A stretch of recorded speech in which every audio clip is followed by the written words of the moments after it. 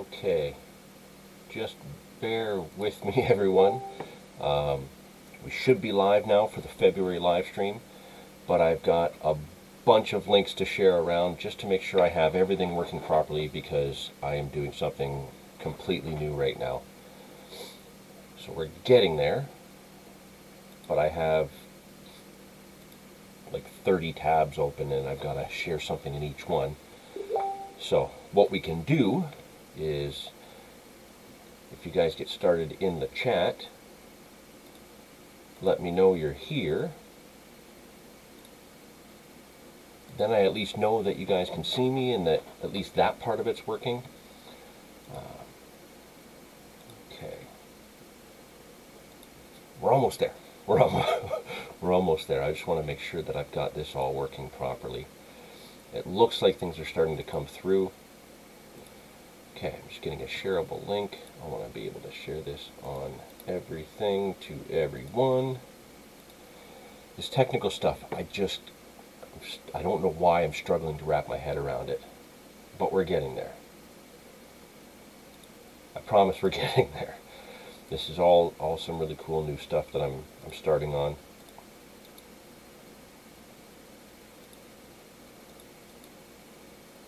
Because it allows me to do a lot of new things right in the live stream that I wouldn't normally be able to do. This is basically where everybody else on YouTube is already set up to do these things, except me.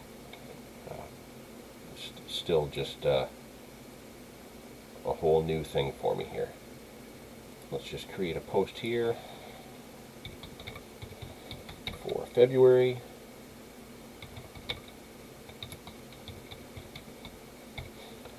On our Facebook page. And that's another reminder, if you haven't actually started following us on the Facebook page or on Instagram, go ahead, jump over and do that. I'm getting better, I promise. I'm working on it.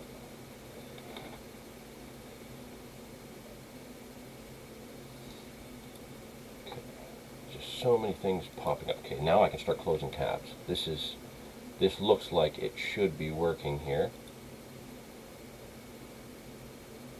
Question is, how many windows do I currently have open? Okay. Let me move this screen over so I can actually see what I'm doing. Alright, so I think I've got the chat over here. I see 334 Outdoors saying something from the south. Stay positive, Adam. I'm sorry if I keep forgetting your name, but I'm pretty sure it's Adam. Nice to see you in there. Hope you're doing well. Also, thank you very much. I am doing well. I'm just flustered with all this technology that's going on here. So yeah, just bear with me a moment here. Lots of stuff to go over today for those of you who are already in the chat following. Looks like there's about 7 of you watching right now. I appreciate that. LP, what's up? Yeah, good to see you there. Yeah, it's been a crazy week, and there's a lot of stuff going on. So hopefully I'm getting things shared over. James N, nice shirt. Thank you. I actually find it quite comfortable as well. So just bear with me for a second, guys. We're going to do like this official kickoff because I want to make sure that I've got some of this stuff actually working. Just see here. Looks like that might be ready.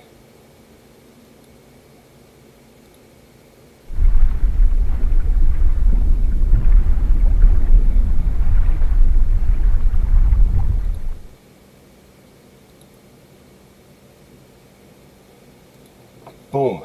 We are officially in for the February live stream. Sorry it had a bit of a delay for the start there, but like I said, everybody, there's a lot going on this week. Here in Ontario, especially in relation to carp fishing. I've been super busy trying to make sure that I could understand all of it to be able to make part of it a discussion. But we want to just make sure we can get everybody in the chat going first. 334 Outdoors. Was wondering where you were, but that technology sentence explains everything. Honestly, there's 2 reasons why we have the delay today. First reason, as I mentioned in the January live stream, we're starting an hour later at least for the next few months, potentially going forward all the time. Starting at 1 o'clock Eastern Standard Time instead of noon, and that's simply because of my normal work schedule. Luckily, because it's a long weekend and the boss gave us the day off, I didn't have to work today, but it is my normally scheduled day, and I wouldn't even be done work until noon. So moving forward, at least for the next few months, at least until May or June, for now, we're going to stay at 1 o'clock. And going forward from there, if that works out to be easiest, that's what we're going to continue to do. Kevin Kelly, evening from Ireland. How's it going? Good to see you there. Thanks for joining in. 334 Outdoors, getting to use at least one more rod, right? We're going to get to that shortly. It was a bit of a surprise, but yeah, we're going to talk about that in a little bit for sure. But yeah, that has something to do with it. Now, while we're getting this going here, it looks like there's about 10 of you jumping in now, so that's good. Dave Pendlebury, happy Valentine's Dat. Isn't Valentine's Day tomorrow? It's not Valentine's Day today. You know what? I should have had a bunch of hearts set up to come up over the screen, but I haven't figured that part out yet. Message retracted. Oh, okay. He corrected his spelling. Very good, Dave. Happy Valentine's Day to you. Make sure you get some snuggles today, because you won't get them tomorrow. I don't think any of us will, because we're probably going to be fishing. Wow, lots of, man, I got so many windows open. This is driving me nuts. But I have some topics to discuss. We have topics we're going to go over. Some of them might be a little bit heavy because it's going to go into a lot of my personal opinions on the matter. Some you may agree with, some you may not. I have, like, this stuff. I have a huge box here of stuff to go through. Like, this was supposed to be just simply an unboxing live stream for February, and yeah, it went somewhere else. There's a lot going on lately, as I said, here in Ontario when it comes to carp fishing. Not just with some of the new rule changes that have come into play, but some new things that are happening and also kicking up in this spring. And I say that as I puff my chest out by accident, but for those of you who have noticed my shirt, James mentioned it, there is something happening as far as carp groups go. And let me just bring up this here. Some of you may have actually seen this on some of the social media, some of the posts that a few different anglers here in Ontario have been sharing, myself included. Let me know if you guys have actually seen that. I was sharing it on Facebook stories. I think I put it on Instagram. So some of you may have actually seen that. And yeah, coming this spring, March 20th to be exact, opening up to the public for membership, will be the Canadian Carp Society. Now, I'm not going to go into a whole detail about that. All I'm going to say is that I am excited about it. I'm very happy, and I feel very privileged and lucky and honored that I've actually been included in some of the development of getting things going. That really is exciting to me, that they actually chose to include me on that, and the group of anglers that are involved with helping out with the Canadian Carp Society as we get ready for the launch on March 20th. It's a really good group of anglers, guys. Really good group of people to chat with and share our love of fishing and our love of carp fishing, as well as our thoughts behind, you know, all the different things that we do in general. It's been a lot of fun being involved with this group, and you can go to the website. The Canadian Carp Society has a website that you can go to. They have Facebook, they have Instagram, you know, all the social media obviously is coming into play. There will be a YouTube channel that will be active. But yeah, the people involved and like the people that are behind this and that put this group of anglers together to work on this, I'm actually getting goosebumps just talking about this. It's incredibly exciting, and I really can't say enough positive things about this. Obviously, there is a paid membership involved with it, but there's different tiers to that. So there's going to be basically different levels of access to content based on your level of membership. So really, they're trying to cover everything for the Canadian carper. Whether you be brand new to carp fishing, somebody that dabbles in it on the weekends, somebody that's, hardcore like, many of us are. The idea is to have something for everybody, getting kids involved. Obviously we want everybody that we can to know about carp fishing, to get rid of any of the stigmas that it's had for so long, and really just show what it can be here in Canada, that the rest of the world already knows. It's something that I think is long overdue.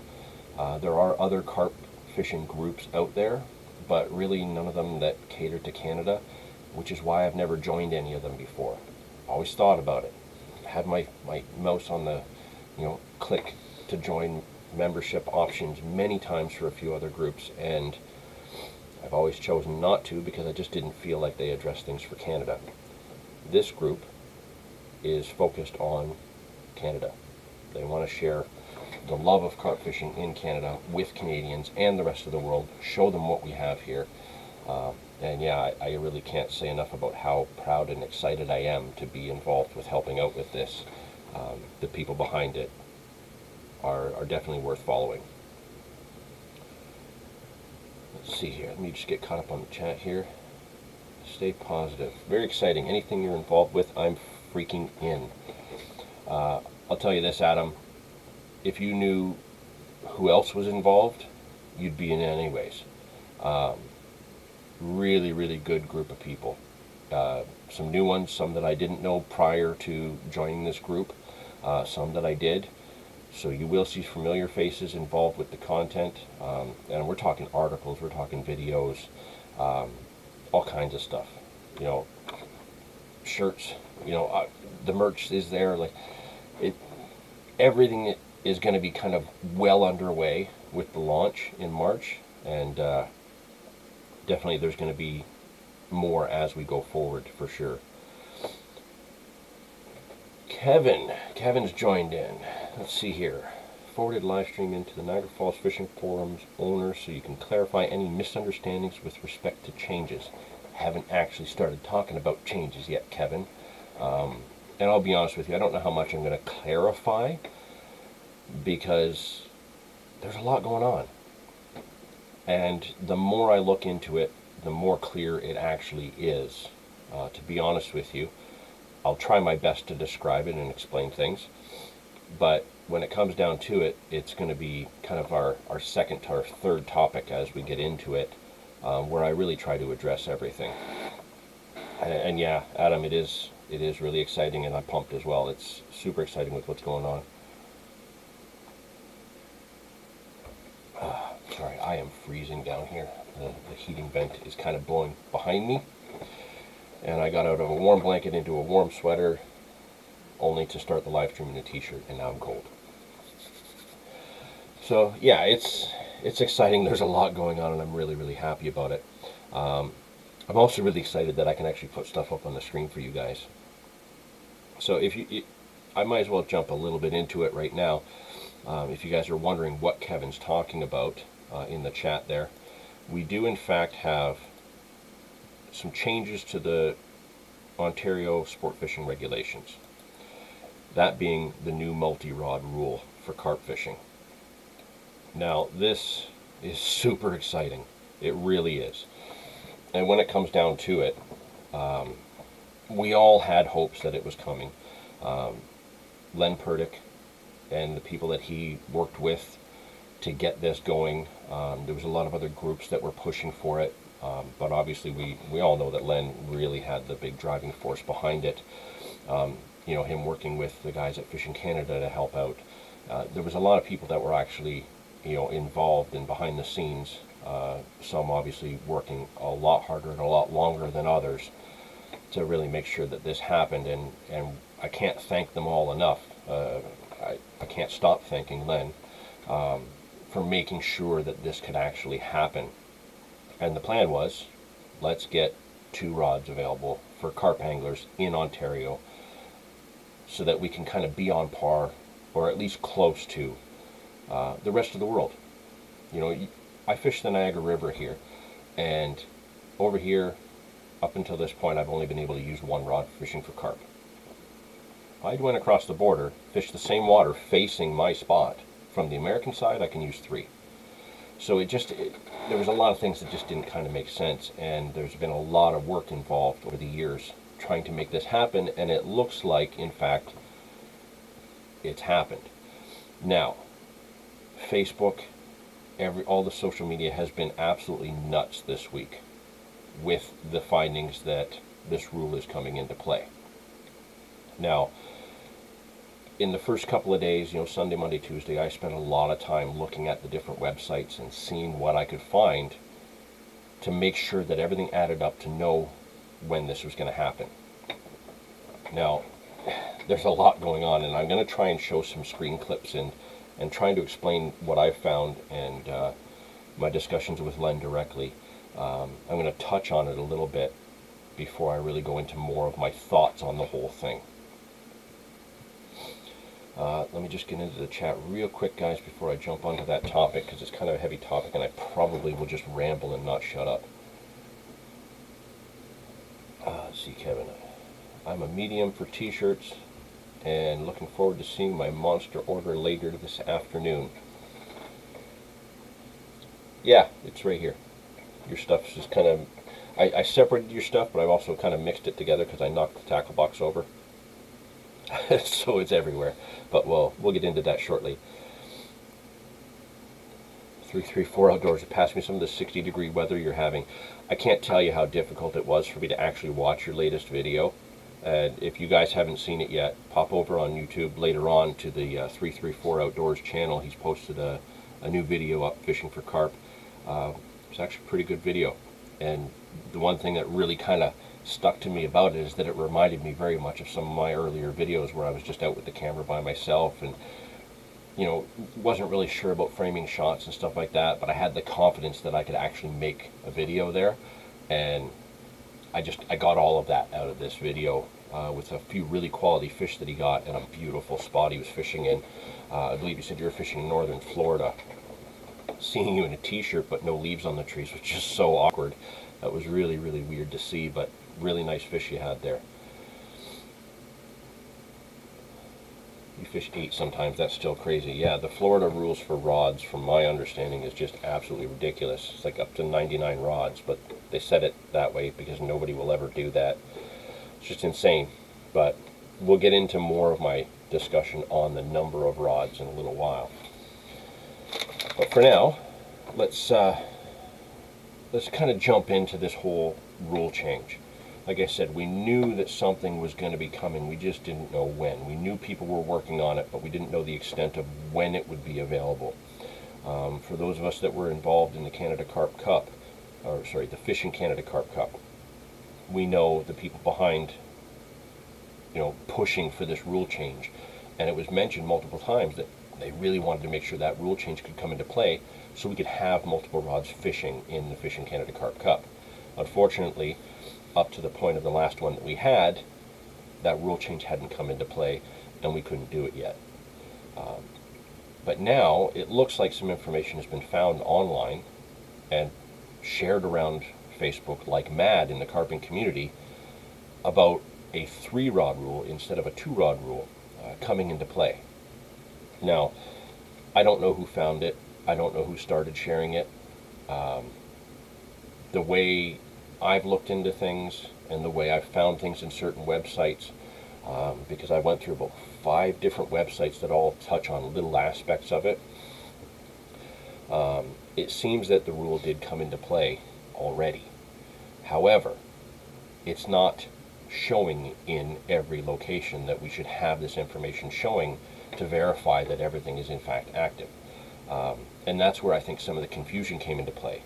I saw a lot of anglers online, especially on Facebook, kind of the sewer of social media, really, when it comes down to the way people behave on there. But I saw comments like, I'm interpreting this rule as, it's active now, and tomorrow I'm going to go out and use 3 rods. Wow. Like, just taking it the way you want to interpret it is one thing. It's brand new. It hasn't even trickled down to all the announcements yet. As far as, making sure that anglers and everybody are aware of the rule. It sounds like somebody just stumbled along it, finding it in a different website. I believe the Justice Laws website is where it's most commonly been shared. That in fact this rule has changed as far back as potentially December 16th. The earliest date I saw was December 14th, but as far as the registration goes, let me just show you that. Bring that up here. So, on one of the websites I found, it shows the regulations amending the Ontario fishery regulations. Shows that it was registered December 16th, 2020. Cool. Okay. But why wasn't that shared out to the public in general? Probably what we're going to get into shortly here. When you look at the Justice Laws website, let me just bring this up. You can see there that the regulations with the same code, obviously. The key thing here showing that the regulations are current to January 28, 2021, and they were amended on December 16th. So again, that shows that the multi-rod rule should actually be in effect, basically because, let me just bring down here, one primary listing on this particular piece of regulation. Close that out for you. I don't have a screenshot for this because I ran out of time as I was setting it up. But in describing the multi-rod rule, there are criteria that come into play. So the regulations, let's see if I can just get to the right person where it says it.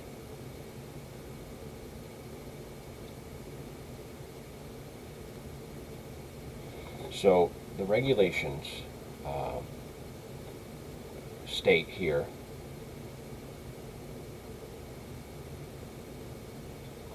subsection 32(1) of the regulations is replaced by the following. Subject to subsections 2 to 5, no person shall angle with more than 1 line. So that was the traditional rule.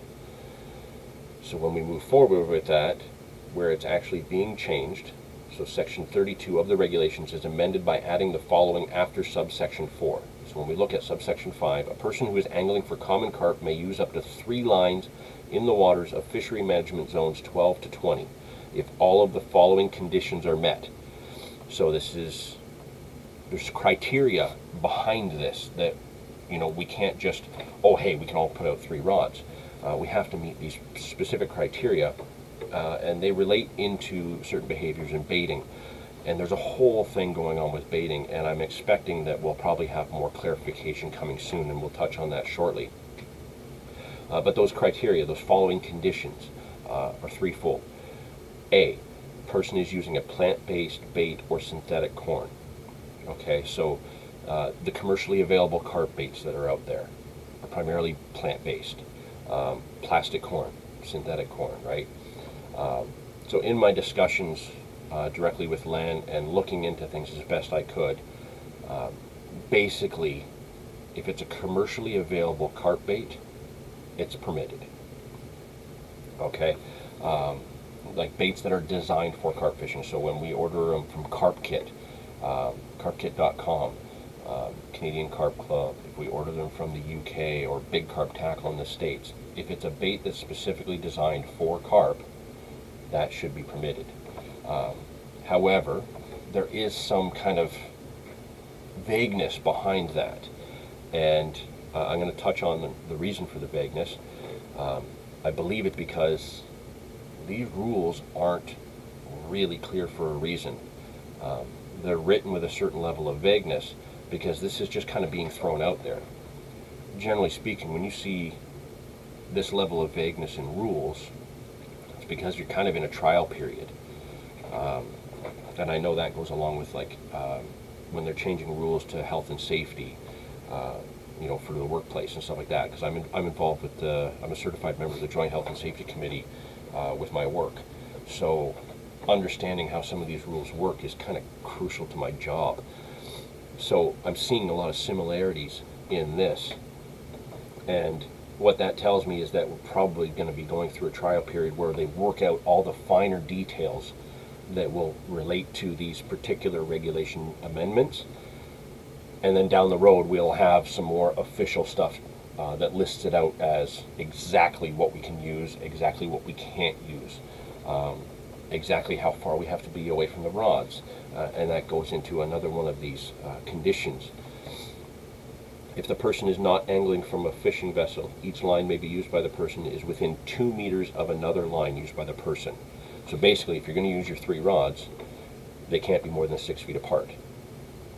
It doesn't actually say if you're on shore how far away from your rod you have to be, but there is another website, and part of the regulatory impact analysis statement actually describes, it's very similar to ice fishing and things like that, where you have a certain distance you're allowed to be away from your equipment, and that's just simply for fish safety. Most of us are going to be using a pod. 3 rods will be on the pod together. You might have 2 rods on a pod and 1 on bank sticks within 6 feet apart. So basically your rods have to social distance, but not too far. So that's really cool, and it should help keep people from overcrowding. 1 rod 50 feet away is completely unnecessary. The third condition is if the person is angling from a fishing vessel, all of the lines used by the person are on that vessel with the person. Okay, so if they're fishing for carp out of a boat and they're going to use their 3 rods, those rods all have to be in there with the individual. They can't have a rod on shore and then be anchored just out from shore fishing with 2 rods, too far. They have to be in the boat with them. So you can see that there is certain levels of clarity involved with this, but there's obviously going to be more that's coming into play. There has to be. This can't be all that it is. And the reason I bring that up is because this item in particular right here, if you go onto the Ontario Fishing Regulations, so the Fishing Regulations Summary, it's still listed as pending. Okay. Now, we can see that the rule came into play in December 16th of 2020. However, why wasn't it announced out to the public? Why was it listed in a website that's basically only for lawyers and people looking up specific laws and regulations? Why was it put there and not made public to everyone else? That's where this particular item comes into play. The implementation. Let me just get down here so I can read it a little bit clearer. So one of the key things that it says here, and you should be able to read that, if not, I apologize, but I'll read it out. The implementation, once approved, the regulations will come into force on the day they are registered, and the regulations will effectively be implemented. So the regulation, let's say, came into play on December 16th. That's great. That makes it official. The MNRF has been preparing communication strategies to ensure that both anglers and tourism operators alike are aware of this new angling opportunity. This strategy includes developing messaging for the MNRF social media, including Facebook and Instagram. The new rules will be communicated in the Recreational Fishing Regulations Summary, as well as the MNRF's interactive mapping tool, Fish Online. So, it's already telling us that we are going to see more information. They are going to announce it to the public when they are ready. So even though the rule has technically and what appears to be officially come into play, they haven't made it public yet to let us know that absolutely you can go out and do this now. There has to be a reason for that. So when I see so many people jumping online saying, I'm going to go out and use 3 rods tomorrow because I'm interpreting the rules as it's allowed. Well, yeah, you're looking at some technicalities, sure, but have you not thought about why they haven't actually told us that the rules come into play yet? we're 2 months after it came into play and became allowed. There's a reason why they haven't told us about it yet. I don't expect that was meant to come out the way it did online, because it was likely that somebody probably wouldn't see it until the official announcement was made. So as far as I'm concerned, it looks like the rule's in play, but I'm not going to be tinkering with it, and I'm not going to be pushing any buttons, certainly not with any of the conservation officers, until an official announcement is made, because it must be coming. It says it right there. In black and white, very clear, it says it right there, that in fact they are going to make announcements through their social media platforms, as well as the regulations. So as I said, where it shows this in the regulations, that it's pending still, once it shows that it's active there, then I will jump on board and be like, okay, absolutely, I'm ready to use multiple rods. But for now, I'm not going to risk it. I might be well within my permissions, but I don't need to jump on that right away. It's winter, I'm ice fishing right now. Once we get into March and April, if an announcement hasn't made, then you know what? I might consider the actual, the contact information at the bottom of this statement to the Fish and Wildlife Legislative Specialist at the Fish and Wildlife Policy Branch of the Ontario Ministry of Natural and Forestry. Her email's right there. We can send her an email. We can get clarification on it. It's not like it's being hidden. If there's an announcement coming, it's right there. I can see there, Adam, you're asking, has anybody tried contacting them so far? I'm sure somebody has. I was going to this morning. I got so wrapped up in actually putting together what's going on in this program that I'm using to help with the live stream and actually be able to put things up on the screen. I didn't get the chance to. I didn't find the time. Jay Cooper, hi. Hope all is well. Nice to see you as well. So Adam, yeah, you see that the rules make sense to you. They make sense to me. And I made a point of spending the whole week looking into this to make sure that I wasn't missing any details.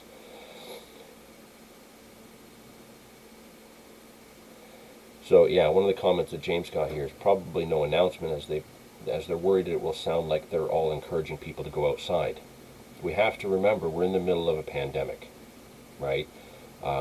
We currently just got out of the emergency orders of the stay-at-home thing. Niagara, in particular, is going into gray, so we still can't do anything.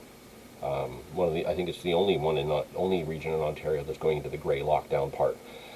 So releasing this information as an official announcement of, hey, you can all go out and use 3 rods, there's got to be some concern that, as I've seen in the behavior of people's posts, they're all just going to rush out and throw 3 rods out in the water. It makes perfect sense that they're holding off because of this whole COVID situation, and I don't blame them. People are obviously taking this as, oh, it's my right to do it, so I'm going to go do it. This is where we start to get into my personal thoughts on this. I don't view this as a right to do it. I view it as we have just been given permission to do something. And whenever you're given permission to do something, there are rules behind it. And there are reasons you have permission. And let's not forget, permission can always be taken away. That's very different from having a right. So, in my opinion, will I use 3 rods at any point? Yeah, I'm sure at some point I will. But I'm going to be very, very cautious about how I go about that. And that's where I get into more my thoughts on the specific ethics in angling when it comes to using multiple rods.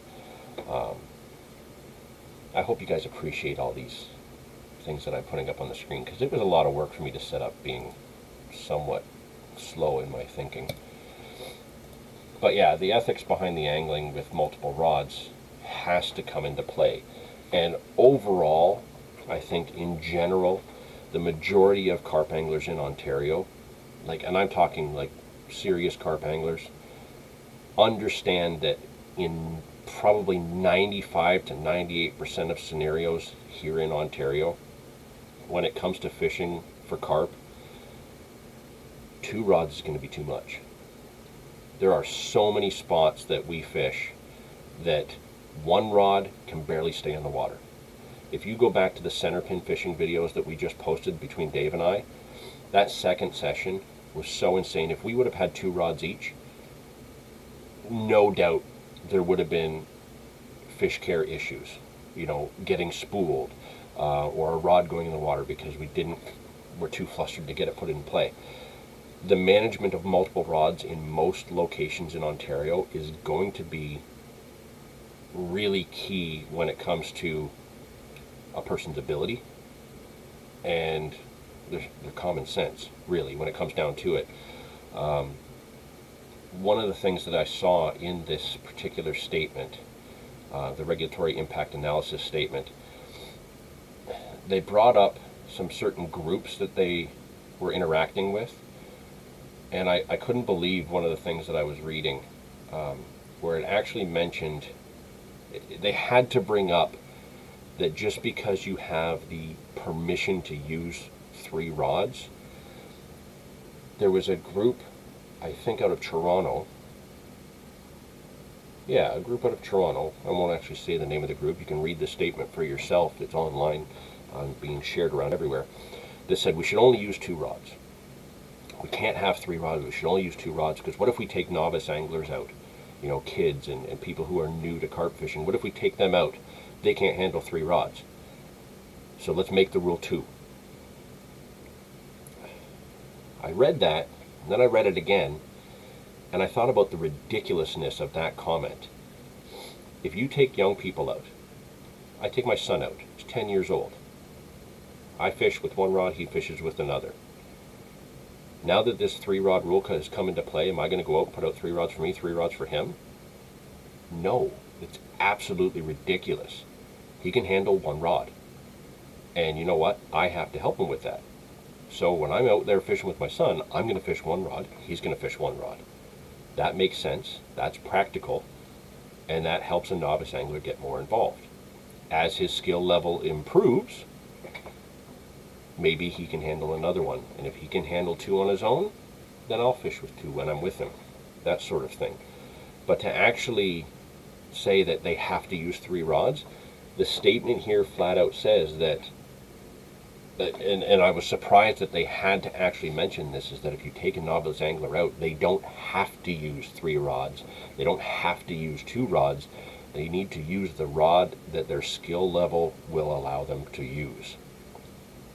That's pretty clear, and the fact that it had to be cleared up to someone is shocking to me.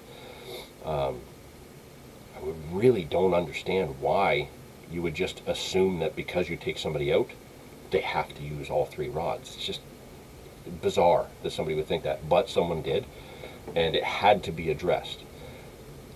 This is where the ethics in angling comes into play. If you're taking somebody out and their skill level is not, you know, what it needs to be to use multiple rods, then they don't use multiple rods.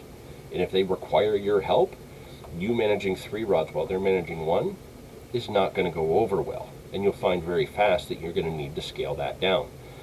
Our fisheries here with carp, with how hard they hit, how hard they fight, how long they run, and how plentiful they are, just does not give us the opportunity to have that many rods going with someone who needs help. So let's see here. I apologize, guys. I told you I'm going to be rambling and ranting on this because it's such a big topic. But let me jump into the chat here and see kind of where I'm behind. Jay Cooper, when will it be available to join, and is there a cost involved? I'm assuming you're talking about the Canadian Carp Society, March 20th, and there is cost involved with the level of access that you want. Pop over to the Canadian Carp Society website, and if you go to the About page, it will give you a whole bunch of information. I believe there is even a Become a Member option at the top, and that should give you more information for that as well. So 334 Outdoors, you run 3 for carp, 3 for cats, and 2 for bait. In your state, or in the state that you're fishing, those are your permissions. Now, if we look back to the rules, those 3 criteria relating to us being able to use 3 rods, and I'll get back to the chat in a second, guys. One thing that I want to make clear that I did go over, reading all of these different websites, discussed it with multiple anglers in how we interpreted that.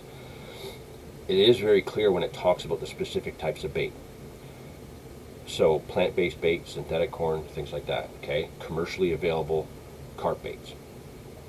That means that if I'm using 3 rods, they all have to have those types of bait on them. I cannot put out 2 rods with boilies. Let's say I put out my left-hand rod, got a bottom bait, nice big fat monster carp tackle pineapple boilie. Okay, my middle rod, rocking a pop-up, nice mainline pineapple pop-up, keeping them on on the same pattern that pineapple crushes here, right?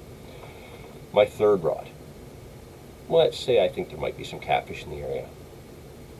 I cannot put out a piece of cut bait or a dew worm or something like that as far as my third rod's bait goes, because then I'm in contravention of the regulations.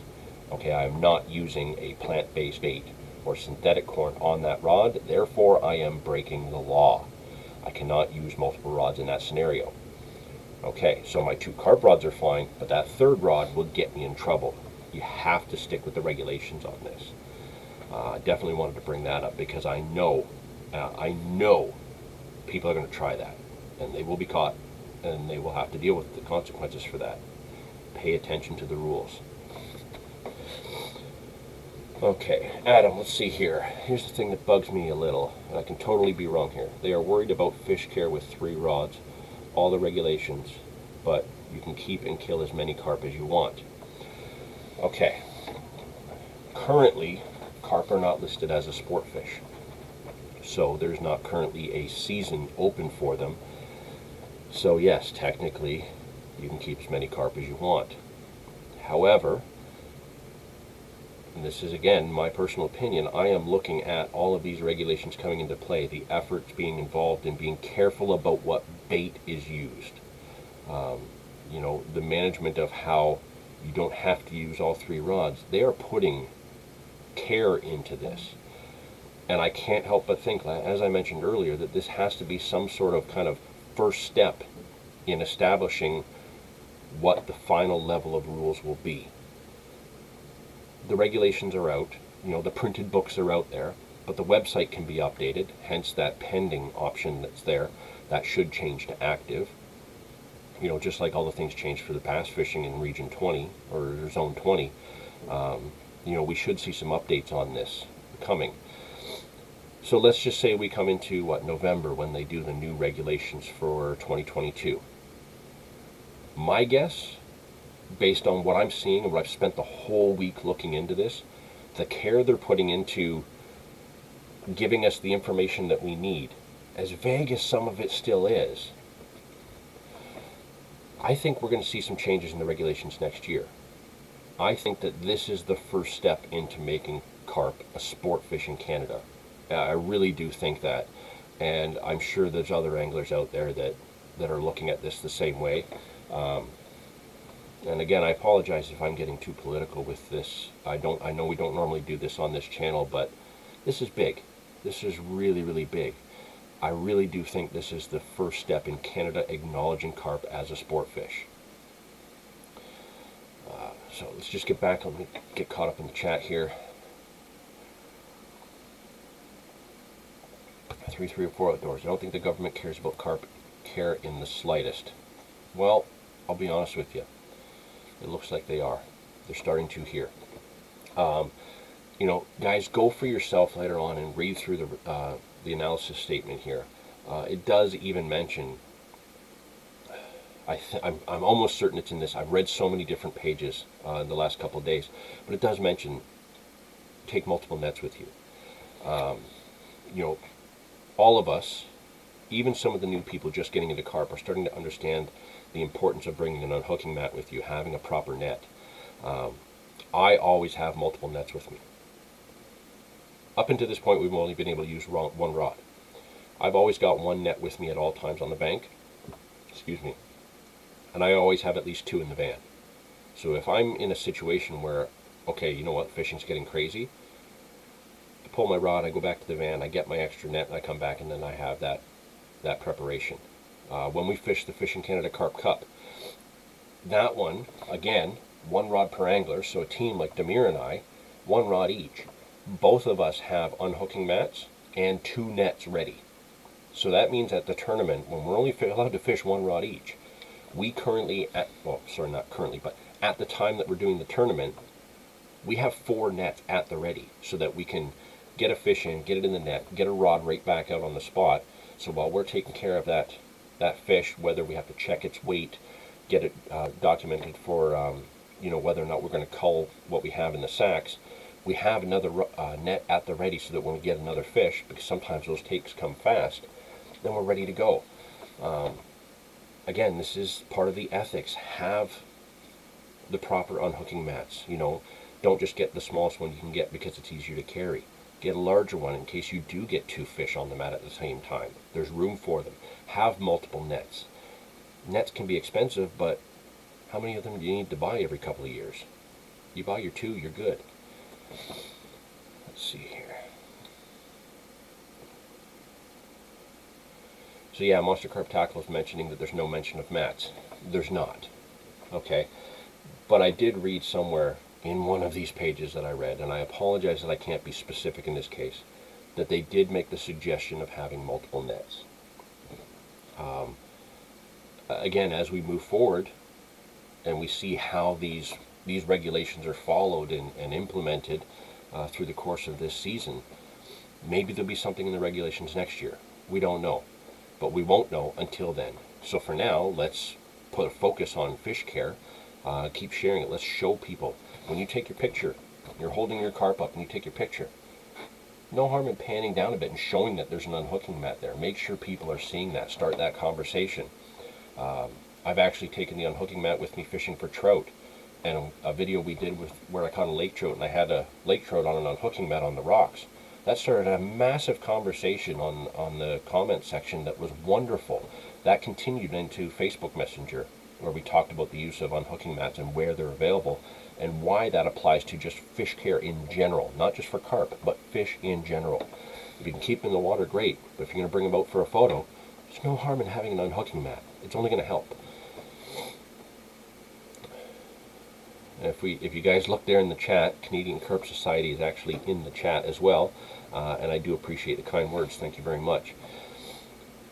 Let's see here. 334 outdoors. I only exceed 3 rods for one species if the person I'm fishing with has experience, and then only go up to 5 with my most experienced buddies.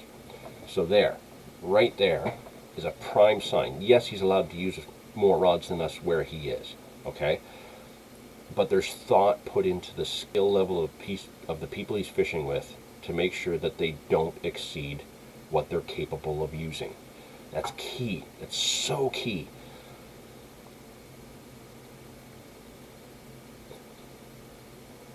I love that you guys are having some interaction amongst yourselves as well. That's what this chat's for, right? It's not just to throw things my way, but talk amongst yourselves.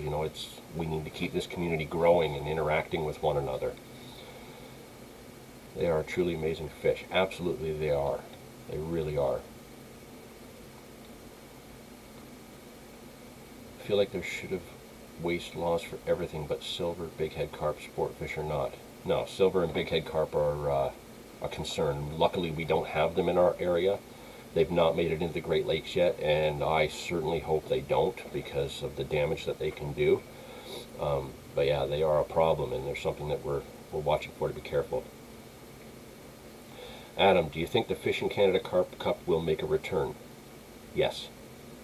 I'm looking right at you, and I'm saying yes. This whole pandemic situation is what's holding things back. Obviously, we have to follow the rules.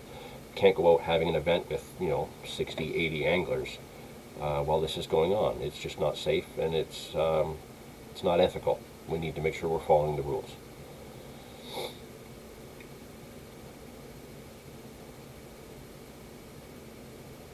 Here, the only carp care or the only fish care rule is that you can't release a gaffed fish.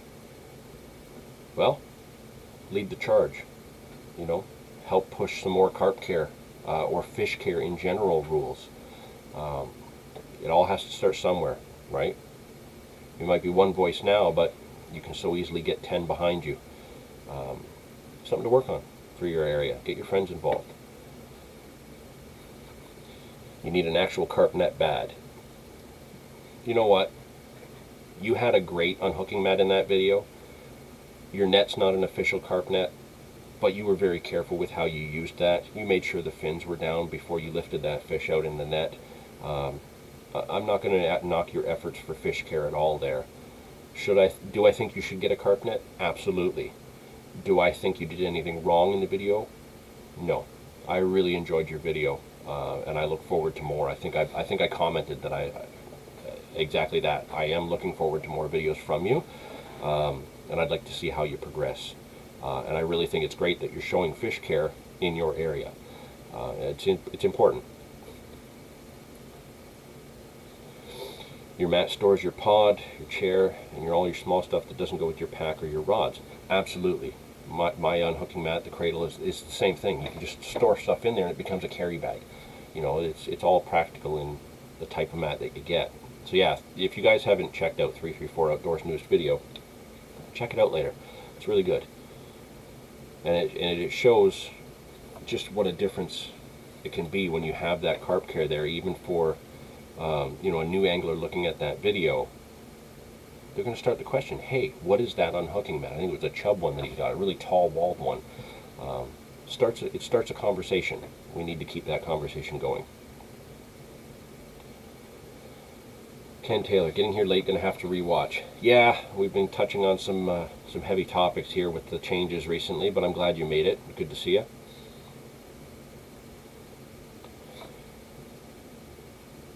Yeah, really, again, thank you guys so much for joining in. I really appreciate it. I hope I touched on my thoughts behind this multi-rod rule.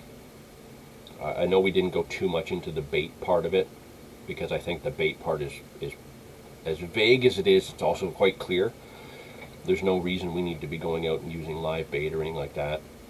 For carp, we have so many commercially available baits available to us, like I said, through Carp Kit, Big Carp Tackle, Canadian Carp Club, and for those of us that sometimes order from the UK, some stuff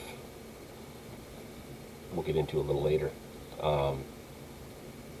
You know, there's enough carp baits out there. You don't need to be screwing around with stuff that violates the rules until the rules become more clear.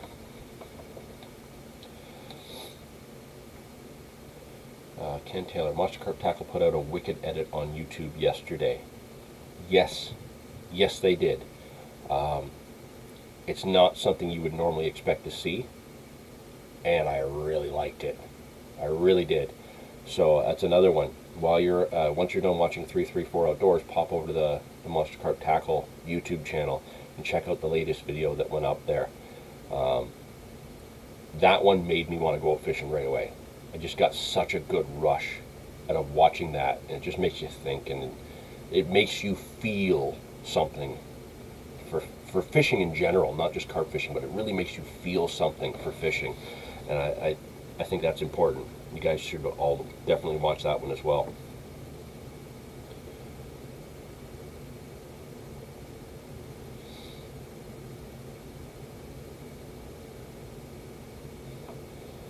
So 334 Outdoors doesn't sound vague. It sounds like a legalese way to say carp bait. It's exactly what it is. It's a regulation. It's going into law, right? It's for lawyers to read. Like I mentioned that I'm involved with health and safety with my work, and in Ontario we have the Green Book. Actually, hang on, I'll show you. Green Book, right there. So it's the Ontario Occupational Health and Safety Act and Regulations.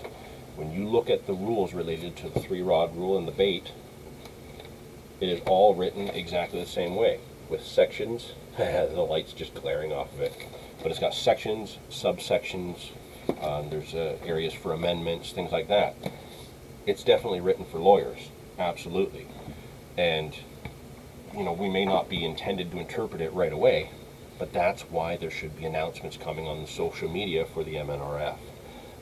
It's got to be coming. It says it is. So I'm looking forward to seeing when those announcements get made. Don't know when, but again, the contact information is at the bottom of that statement. Looks like the email is fishpolicy@ontario.ca. Nothing wrong with sending an email over and just asking for some up-to-date clarification, or, hey, when do you think you might be making the announcement? They might be waiting for the numbers of this current pandemic situation to go down so that they can make sure they make a safe and informed decision. So, there's no reason to be in a rush to go put out 3 rods tomorrow. We're not in a hurry. We got the whole season and every season after that, as long as we follow the rules and keep everything going smoothly. Let me know, guys, in the chat. Have I made sense with all of that? Do you think I covered enough of the topic? Is there anything else that you maybe want to get my opinion on related to this? Because I'd be happy to discuss it a little bit further before we go into something else. Just let me know.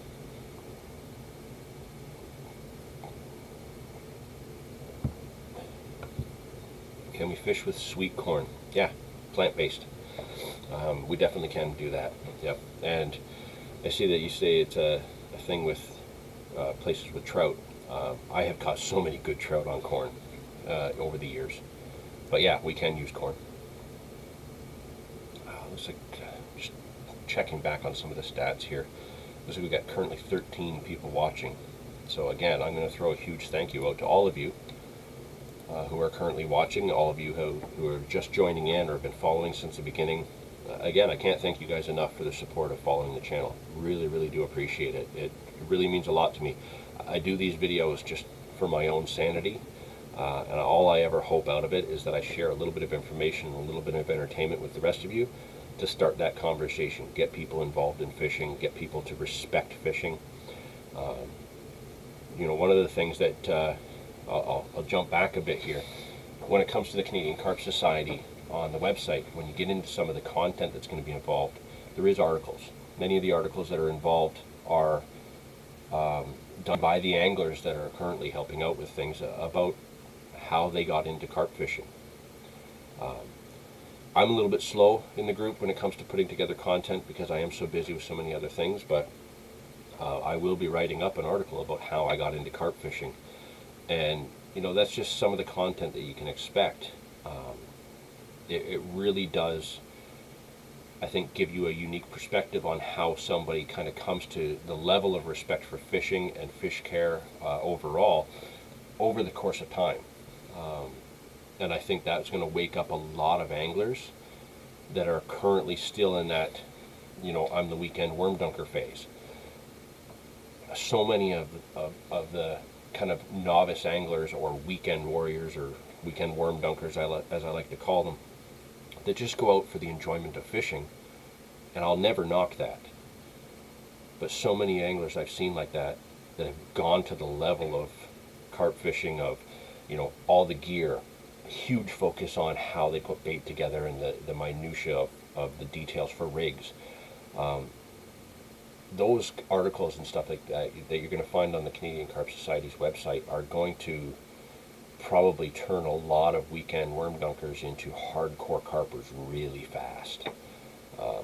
Because now we're finally going to have that content here in Canada to show you what this can be. Over in the UK, over in Europe, the rest of the world, it's well established. It's high time we showed that we're on the same level, and we're getting there. Let's see here. Monster Carp Tackle, you're in the zone. Thanks, man. Okay, just get caught up here. You guys are going nuts on there. All great points on the topic from improved carp angling. Thank you so much. Really appreciate that, Nathan.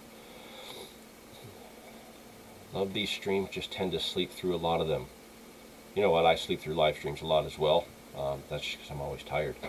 But I'm really glad that you've stayed engaged through the whole thing, and I really appreciate it. Not that I will, but I wonder if you can keep bycatch on carp rods while using the multiple lines.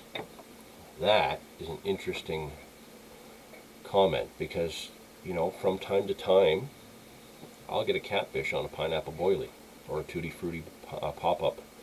Catfish loves carp baits. So, with it being a bycatch, I'll be honest with you, I didn't look into that because I didn't consider it, to be fair. That is something that I overlooked, and I think I will look into that further. But that's an interesting take, because if there's no season for catfish, or let's say the fish is in season and you caught it and you're permitted to keep it, I can't see how the rule would negatively impact that, because you weren't necessarily targeting it, but you did catch it through legal means, because the rules specifically state what baits you can use to be within the regulations for using multiple rods, right? So if I'm using plant-based baits for carp, I'm allowed to use my 3 rods. But then if I have a catfish by incident and I want to keep it, I haven't broken any rules to get that. So yeah, that'll be something that they're going to need to clarify. It makes sense to me that it should be fine, but I can't say for sure, so we'll have to look into that.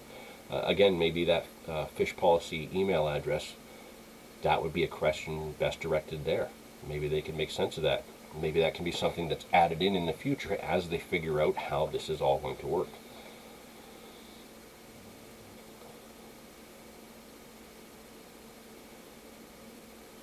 I would if they didn't say you can't, because I love a good catfish sando.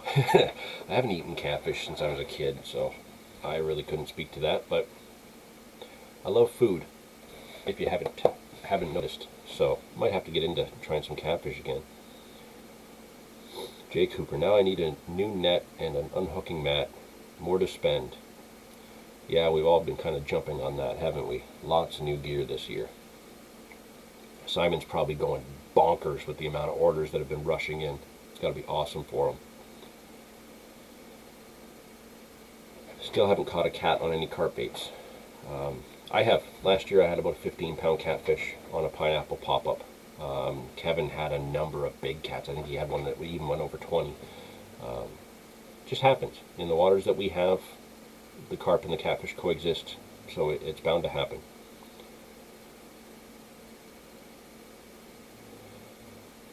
So there's a good point from 334 Outdoors related to that question. It feels like the thing would be when you're no longer carp fishing if you have a few cats on a stringer. So yeah, that could present an issue. If you're technically carp fishing, you're following the regulations of what baits to use specifically, and let's say, yeah, you caught a couple of catfish and you have them on a stringer, or you threw them in a cooler, you're catching and retaining fish that you're legally allowed to catch, and you caught them through means that you're legally allowed to do, where would the regulation be in that? So yeah, again, maybe that fish policy email address is the one to ask about that, because that's where we get into the finer details of where the conservation officer that you're going to encounter has to interpret or make his or her own best judgment on that scenario. If you've been fishing all day for carp, legally, following the regulations, and all you have as far as your catches go are in fact catfish, if you haven't caught any carp, then perhaps you're looking at the scenario where you might not be technically angling for carp because they're not there. If you're catching catfish through those means, perhaps it's a situation where you should move or change the baits to be maybe less effective on catfish. You know, we know the catfish will take a pineapple bait. Perhaps changing to something else like coconut might change it, might turn the catfish off and bring the carp in. Hard to say. That's where judgment's going to have to come into play, and regulations are going to have to be clarified, and the only way we're going to do that is if we ask.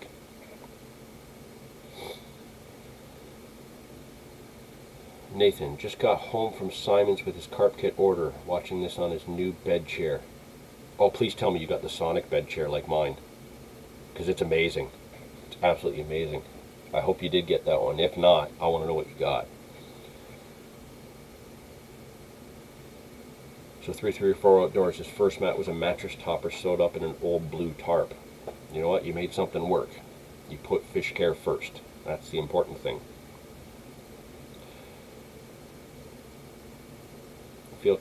Cats should be included in the reg because you're using fishy baits and you'll probably pick up some cats. There might be fishy flavored or fishy smelling baits, but technically they're all still plant-based. And again, that's where the regulations need clarification, because there is specific mention of having fish parts or things like that, fish additives to it. So yeah, the cat situation might be further involved with the regulations once we get more clarification on the bait. We'll have to see. At this point, we just need to wait, right? We need to wait for those updates to be released to the public. Got the new Sonic Duralloy. Oh my, wish I would have invested in a proper bed chair sooner. I know, right? I was using that simple, like, kind of like Canadian Tire brand Woods Lounger for like 2 or 3 seasons, just to try and make it easier on my back from sleeping on the ground, and that helped. But once I got the Sonic bed chair, oh my god, I just lay in it, it hugs me, and I wrap up in my blanket, and I don't want to move. And that's the situation I was in this morning, and that's why I'm freezing now, because I was so warm in my bed chair. I laid there, fell asleep watching the new Mazda video from Rainbow. I passed out probably within 10 minutes because I got so warm and cozy in my bed chair in the basement here.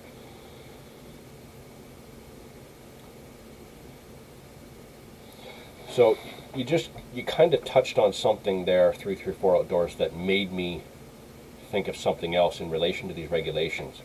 And it's not in the regulations, and I would imagine this will be something that will be amended later. But for now, there's no clarification on it. So currently in Ontario, you can use no more than 3 hooks on one line.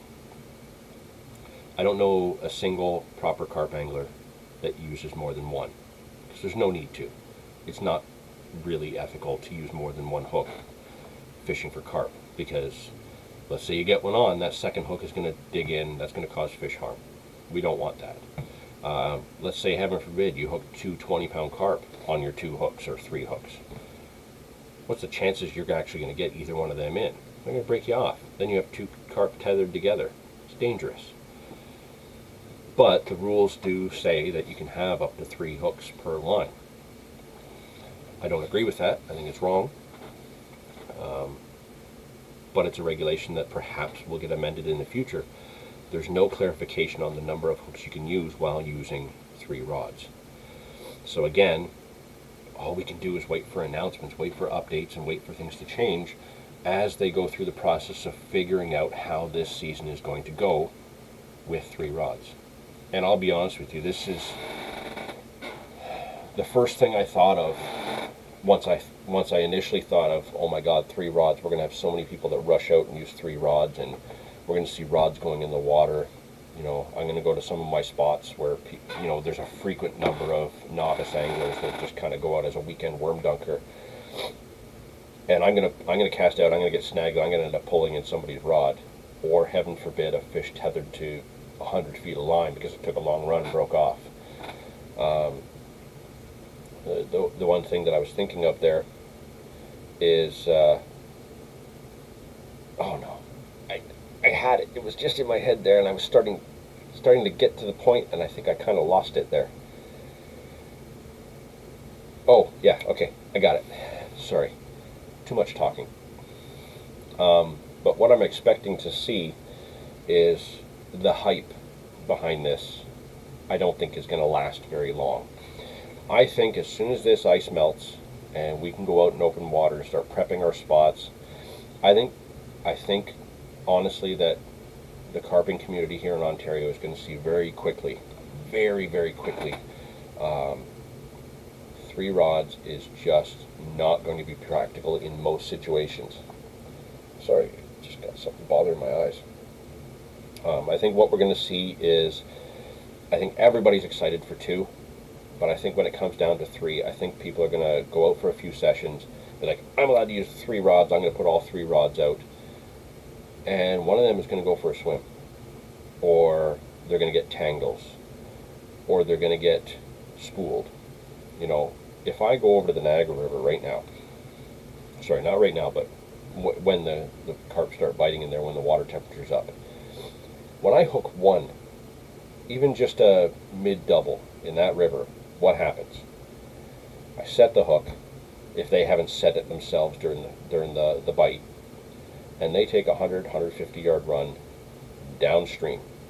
So then I am suddenly fighting the carp and the current.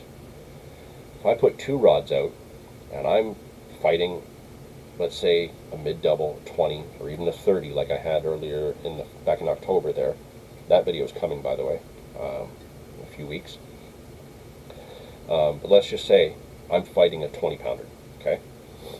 It's taken a huge run downstream, and I'm fighting it to bring it back up.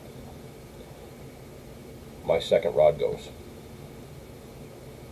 I am in trouble, because that fish is going to do the same thing. It's going to go straight out across the current and then down, or it's going to go downstream, and then I could potentially tangle the 2 fish, or I'm going to get spooled because I won't be able to manage that rod at the same time as fighting another fish. I got to get that fish in the net. So again, always coming back to the ethics behind this. You're going to have to look at your spot. You're going to have to look at the practicality involved with whether or not 3 rods or even 2 rods is an option. I can think of some spots, and of all the spots I go to, I can think of 3, maybe 4, where 3 rods would actually be a viable option because of the limited number of bites that I'm going to get, especially in the certain times of year. Early spring, late in the fall, once it's getting cold, there are a few spots I go to where I could probably put 3 rods out, and I may still only get 1 bite for the day. Those would be a practical scenario where 3 rods could come into play. But if I go over to the upper Niagara River in July or August and I put 2 rods out, I am asking for trouble. It's going to happen that I'm going to get 2 big fish on, and I'm either going to lose a rod, I'm going to lose line, or I'm going to lose both fish. I just have to think of the fish safety and my own skill level. I am not skilled to use multiple rods because I've not done it. Now, after a couple seasons, maybe my skill level will improve, and then I can do it. But for right now, I'm going to be as careful as possible to make sure that I don't screw this up. Let's see here. Some more chats coming in here.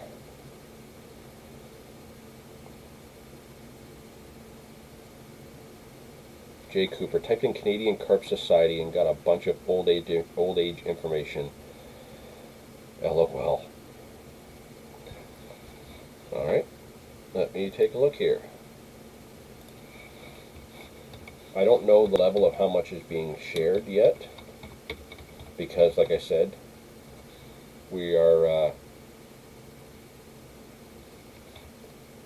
opening it up to public membership on March 20th. Oh, okay, so yeah, when you type in Canadian Carp Society, it brings up like that insurance program for carp people. But if you scroll down, there is a link to CanadianCarpSociety.com. That website is what we're talking about. Just click on that, see if that loads up for me. Yeah, once you get past all the old people insurance stuff, I'm already logged in, so it takes me in automatically, but it should take you to a section where you can see the About page and the information related to what's going on. But it is there. You just have to scroll down, CanadianCarpSociety.com. Hopefully that'll help, Jay.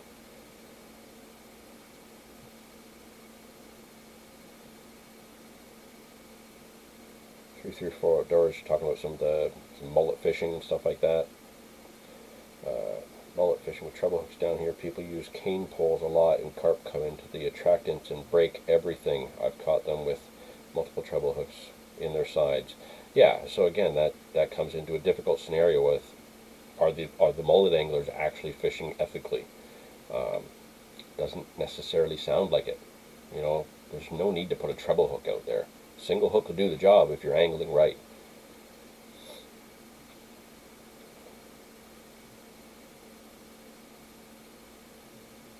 Monster Carp Tackle there, just giving you information on the that retirement insurance thing for carp when you look it up. But yeah, Carp Society, CanadianCarpSociety.com is the website to go to.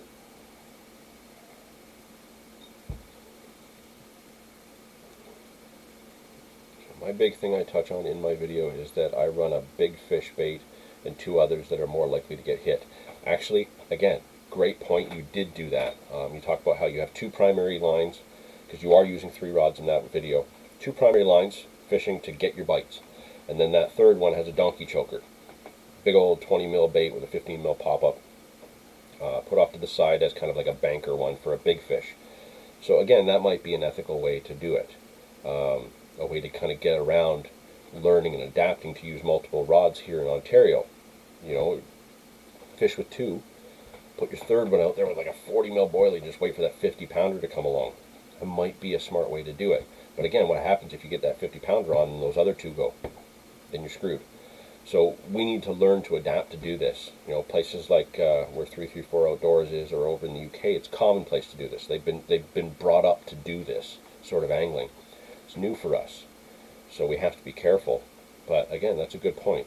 You know, smaller baits on 1 or 2 that you're expecting to go more often, and then a big old donkey choker bait off to the side to hopefully bag a big one.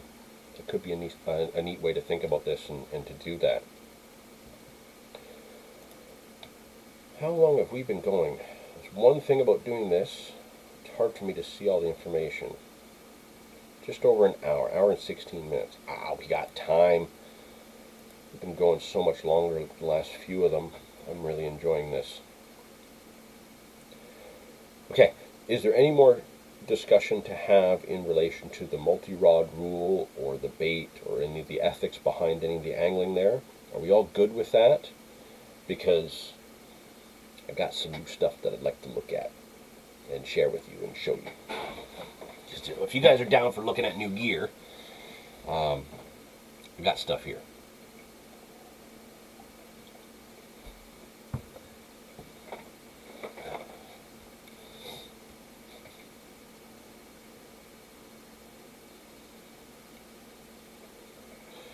Just trying to get caught up. I've got so many.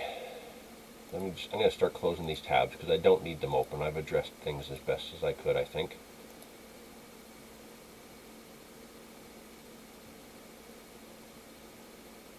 I think I can close that. All that legal stuff is out of my way. So now I'm not looking at it. And everything else that I need open is open and functioning. Alright, who wants to see some new gear? Question is, where do I start? I have items from 4 different places. I have stuff from Harris Sports Mill. I have some stuff that I got off of Amazon. I got stuff from Carp Kit, and I got stuff from Monster Carp Tackle. Is there anything in particular you guys would like to see first? Let me know in the comments section there. What do you guys want to look at first? Harris Sports Mill, Amazon, Carp Kit, or Monster Carp Tackle? Because there's a lot of stuff here. I spent a lot of money. I didn't tell my wife. Well, she knows, but after it arrives.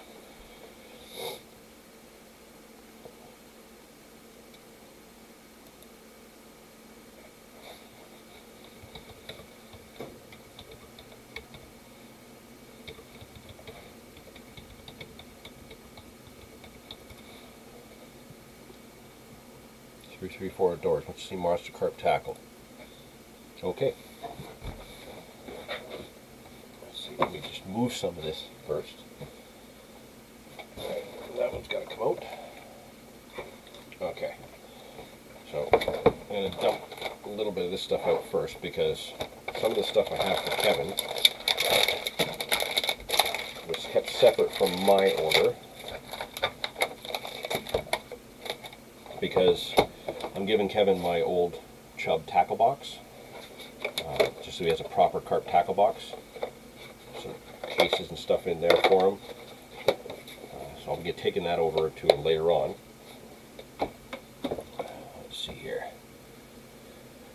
New gear time. Everybody's excited now. James, we'll get to the Harris stuff next. Okay, so we'll do Monster Carp Tackle first, because it is the most gear that I have here today. We'll do Harris Sports Mail next. And then we'll go into Amazon and Carp Kit, because those are the smaller amounts for right now. Okay, so the first part of the Monster Carp tackle order, we'll just look at the stuff that I got here for Kevin.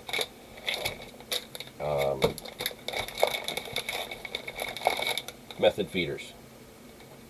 I have a whack of them myself in mine, even more. Kevin uses these constantly. I use them a lot myself. These are the ESP Mega Method feeders, and we have the two different sizes, the 3 ounce, so the 85 gram, and the 2 ounce, the 56 gram. Some of our close-in spots that we have close to the house, really this is the most effective way to get some of those big fish, because with the current, the bait just gets washed away. Having it on the method feeder just creates a trail leading up to it, and it's proven to be absolutely killer. It just works. Kevin has caught so many big fish in these spots with the method feeder that he got me hooked on using them as well, and that's why they're in my order as well. Yeah, something to put his stuff in here. Alright, I got a bucket. Put it in a bucket. So there's 2 different sizes of the ESP method feeders there. I have a feeling he's going to need more of these, but he's got 2 of the flexible back rod rests. You guys can see the Monster Carp tackle butt grips, the rubber butt grips. These are killer. I use these on my pack pod. Specifically, I use it with the Monster Carp tackle rod. So if you've got that abbreviated handle, these are absolutely perfect for that. They will work on the Duplon handle. I've used them with my 12-foot Black Widows with the full Duplon handle. But I think that grips it a little bit too tight. So when I lift it up out of the pod, it tends to lift the pod with it. So abbreviated handles, these are the perfect butt rests, and they hold really well. The ESP PVA mesh refill, we go through a lot of PVA here. That's for sure. Some 25-pound camo 2-tone strip tees from ESP. So Kevin's obviously out of hook link material.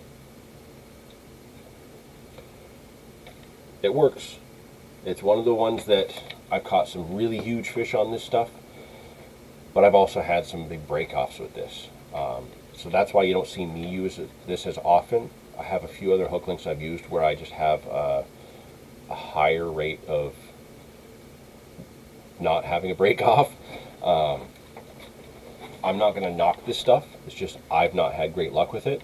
I don't think Kevin's ever had this break on him. I know Dave uses this regularly. I don't think he's had one break the hook link. Just so happens that I have. Maybe it's because I was fishing on mussels or something. I don't know, but I still have some of this in my tackle box. I always have it just in case. I just do use other ones instead as my primaries. Now this was the last pack on the website when we got the order in. The last of the yellow hair stops. Man, the lights are so bad. Sorry guys, it reflects off this stuff. Can you see that at all?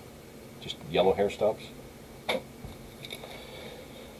And I think this is something that we both got. The Raven Super Soft Shot AAA in Camo Brown. Now I know I've talked about these in videos before. The Camo Brown shot are awesome. I love being able to use a brown shot instead of the dull lead colored gray. I think this blends in with the bottom way better, especially on the Niagara, the little reservoir that I fish locally. It's just mud bottoms, and that blends in really perfect. Nothing stands out. Jacob W., how are your Daiwa Black Widows holding up? I had one randomly snap on me. I've heard of people having them snap. I had my Mad Dragon snap. You know, it's just one of those things where sometimes a rod goes. Commercially, you know, huge production lines of these rods come out. When it comes down to it, they have been amazing. I have 3 of the Black Widow 12-foot 3.5 test curve G50s, and I can't see myself using any more 12-footers. I will stick with those because I have no reason to upgrade them. When it comes down to using like a lighter rod, I bought the 10-foot Witchwoods, the Extricator MLTs. Because if I'm going to get another 12-foot rod, I would probably end up just buying the 12-foot Black Widows, but in 3-pound test curve. They've been amazing. I have no complaints of them whatsoever. I will say that if you have to fish at range, you'll probably want a stiffer rod, but I'm somebody that likes a softer tip, like a softer rod, because I grew up fishing steelhead, so I use the curve of the rod and the bend to get away with using lighter line and play the fish, because I'm not really great at managing the drag on my reel. So I like to let the rod take a lot of that shock. And I very, very rarely have to fish over 100, 120 yards, but I can hit that just fine with those rods with no issue. So yeah, those rods are holding up really well, Jacob.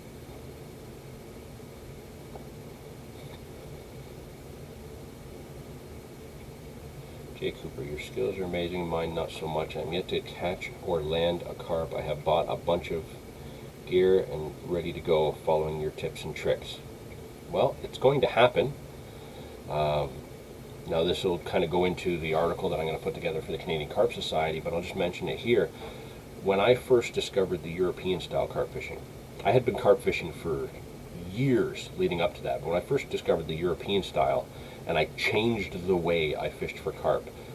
This is me switching to hair rigs, using bite alarms, using a bait runner, things like that, using boilies for the first time. I think I did an entire season where I could not catch a carp on that equipment. I would switch back to my old tactics just to get a fish on, and remember, kind of get that confidence up that I can still catch them. But it was an entire season of me using the Euro style gear before I actually put a carp on the mat. So just, you have the gear, you have the fish care equipment, just be confident. Just be confident. It's going to happen, and probably going to happen this year. If I remember right, I encountered you where the Fat Boys were fishing at a specific location when my son and I came down to visit. Pretty sure that was you. And then shortly after that, you were fishing there. It's a great spot for you to start your season once the ice comes out of there, because that produces in cold weather, but you have to put in the time. You can't just show up and expect it to happen. You got to put in your time there, and it'll happen. So keep up with it, Jay, and I really appreciate the kind words there. Thank you.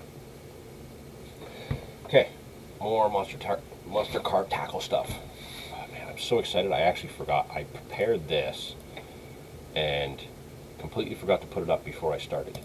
Look at that.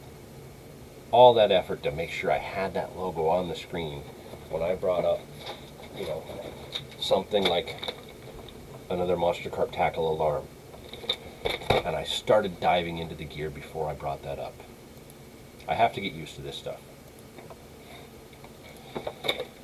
But yeah, we all know I use a monster carp tackle alarm on my pack pod. In anticipation that the 2-rod rule was coming, and you already saw me in the previous live stream looking at the 10-foot Witchwood rods and reels that I got. Obviously I'm trying to make sure that all my gear is prepared, so I have enough alarms for each pod that I use and whatnot. So I knew I had to get another monster carp tackle alarm for my kind of like my pack pod setup when I'm just kind of throwing a backpack on and heading out. Don't need to take my Nash sirens with me if I'm just going to go for 3 hours. So I picked up another one. Now it sounds like I need to pick up a third, so I'll probably have to do another order at some point soon. But for now, 2's going to do me just fine, because as I keep saying, 98% of the time I'm only going to be using 2 rods anyways at the most. A lot of the places where I go for those short sessions, like that hotspot that we did the center pin videos, there's no way I could get away with using 2 rods. It just won't be practical there. So yeah, I had to get another alarm. We already looked at the method feeders. Now the difference between Kevin and I is he got the large size and the small size. I only went with the 2-ounce size. I stuck with the smaller ones for one main reason. I will only be using these with my 3.5 test curve rods because of the location that we'll be fishing. I won't be using my 10-foot 3s there, 3-pound rods there, because there's such a high potential of big fish in this main spot that I want to use these. I don't want to be undergunned. and because I packed the pack bait on there tight, get it into the spot, I don't want it to be too heavy because it's not going to drop off. It's set up to stay on the line, and when I hook those big fish and they go over that drop off and down into the big river, yeah, the weight's going to keep them down. So just reducing that weight by an ounce might help that fish stay up in the water column long enough for me to get them over to that rocky drop off and actually get them in. So we've lost a lot of really, really big fish there. I'm convinced that we can get a 40 out of that spot because we've already had some 30s out of there, and those fish fight like mad. So I got some smaller method feeders. That goes for something else. Let's see here. So many little bags of stuff here. How am I doing on the chat? Let's see here. 334 Outdoors. I use soft rods and heavy line because I have to stop fish where I fish, but I need the soft rod to stop hooks pulling as often when I have to stop the brakes at the start of the fight. Yeah, and that's the problem that Demir and I ran into at the 2017 Shimano Canada Carp Cup. We upgraded to 3.5 test curve rods. We were using braid for the first time, bigger reels than we were used to. So putting the brakes on the fish, we had hook pulls. We lost a lot of fish at the start of that tournament. Yeah, you got to put the brakes on them, keep them out of the snags and stuff like that, but you also have to make sure that a softer rod will take a lot of that shock for sure, but you need to have your drag set correctly. You will have to have some give there to help avoid the hook pulls. So you can put the brakes on them initially, but you're going to have to be able to back that drag off to make sure that that fish stays on. Jay Cooper, going to fish with the Fat Boys as much as possible, learn from them and numerous Corda videos. I love the Corda videos. I watch them all the time. I absolutely love watching Danny Fairgrass. I can't particularly say why. I just really enjoy seeing his videos. But yeah, fish with the Fat Boys. You got Clint in there, who's a very well experienced angler when it comes to carp. I fish with him pretty much whenever I can because I enjoy fishing with him. Dave and Jeff are good guys, and you got Jimmy in there, who's I can't say he's a new carp angler because he fished for carp with us way back in high school, like 20, 25 years ago. But I think he's relatively new to the Euro style carp fishing, and he's been doing well, and he's been fishing with Clint a lot. So yeah, get in there with those guys. You'll have fun. They're all about the social aspect of it, so you will definitely have fun with them, and you will learn things along the way. So absolutely, Jay, fish with those guys. Okay, so I got a bunch of little bags of stuff. Okay. Now, I started using these as soon as they became available. It was a little bit of a delay before Monster Carp Tackle had them, but as soon as ESP released these, I got on these right away. And now that Monster Carp Tackle has them on the website, I can actually keep up with them. The ESP double buoyant corn. So they have the single corn, but the double, oh my goodness. Man, that light is just so bright. Let me see if I can reduce that a little bit. Can you see that at all? Sorry guys. I tried to set up with a better quality camera earlier, but I just had so much trouble with it. It wouldn't stay powered on by the computer or anything like that, so I couldn't find the power cord at the last minute. Next time, we'll probably have a different camera running for better quality. Probably see all the imperfections in my face with that one. But yeah, double buoyant corn, I got 2 packs. I don't go through a lot of this, but I do use a lot of it, and quite often throw them, after I take them off a rig, I throw them in the bottom of my bag, and I don't find them until next season. So I always try to have a couple of packs handy so that I can have like one in my backpack, one in my big tracker carry-all, and then one in like one little group of them in my little what do you call it, the Corda tackle safe. I try to have like half a pack of them in there just so that I always have some accessible, because I lose them. I just kind of throw them everywhere because I'm in a hurry. Short sessions, I'm always trying to get my line back out, so had to get more of those. Let's see here. Now these, okay, because I fish the big river, and I always use a lead clip on the big river, I had to get some 150 gram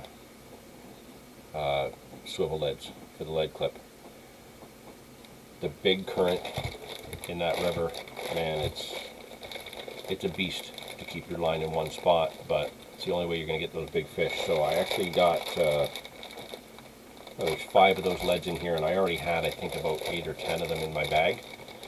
So just making sure I stay stocked up on heavy leads for when I do fish the big river. The nice thing is because I fish close in, I don't have to cast these because these are heavy. Probably do some damage to my my rods if I tried to cast these too far. But just fishing close in, I'm usually 2 or 3 rod lengths out. I can just do an underarm flick and drop this down, and it holds really well with these gripper leads. So I just got a few more to make sure that I'm well stocked for at least the first half of the season.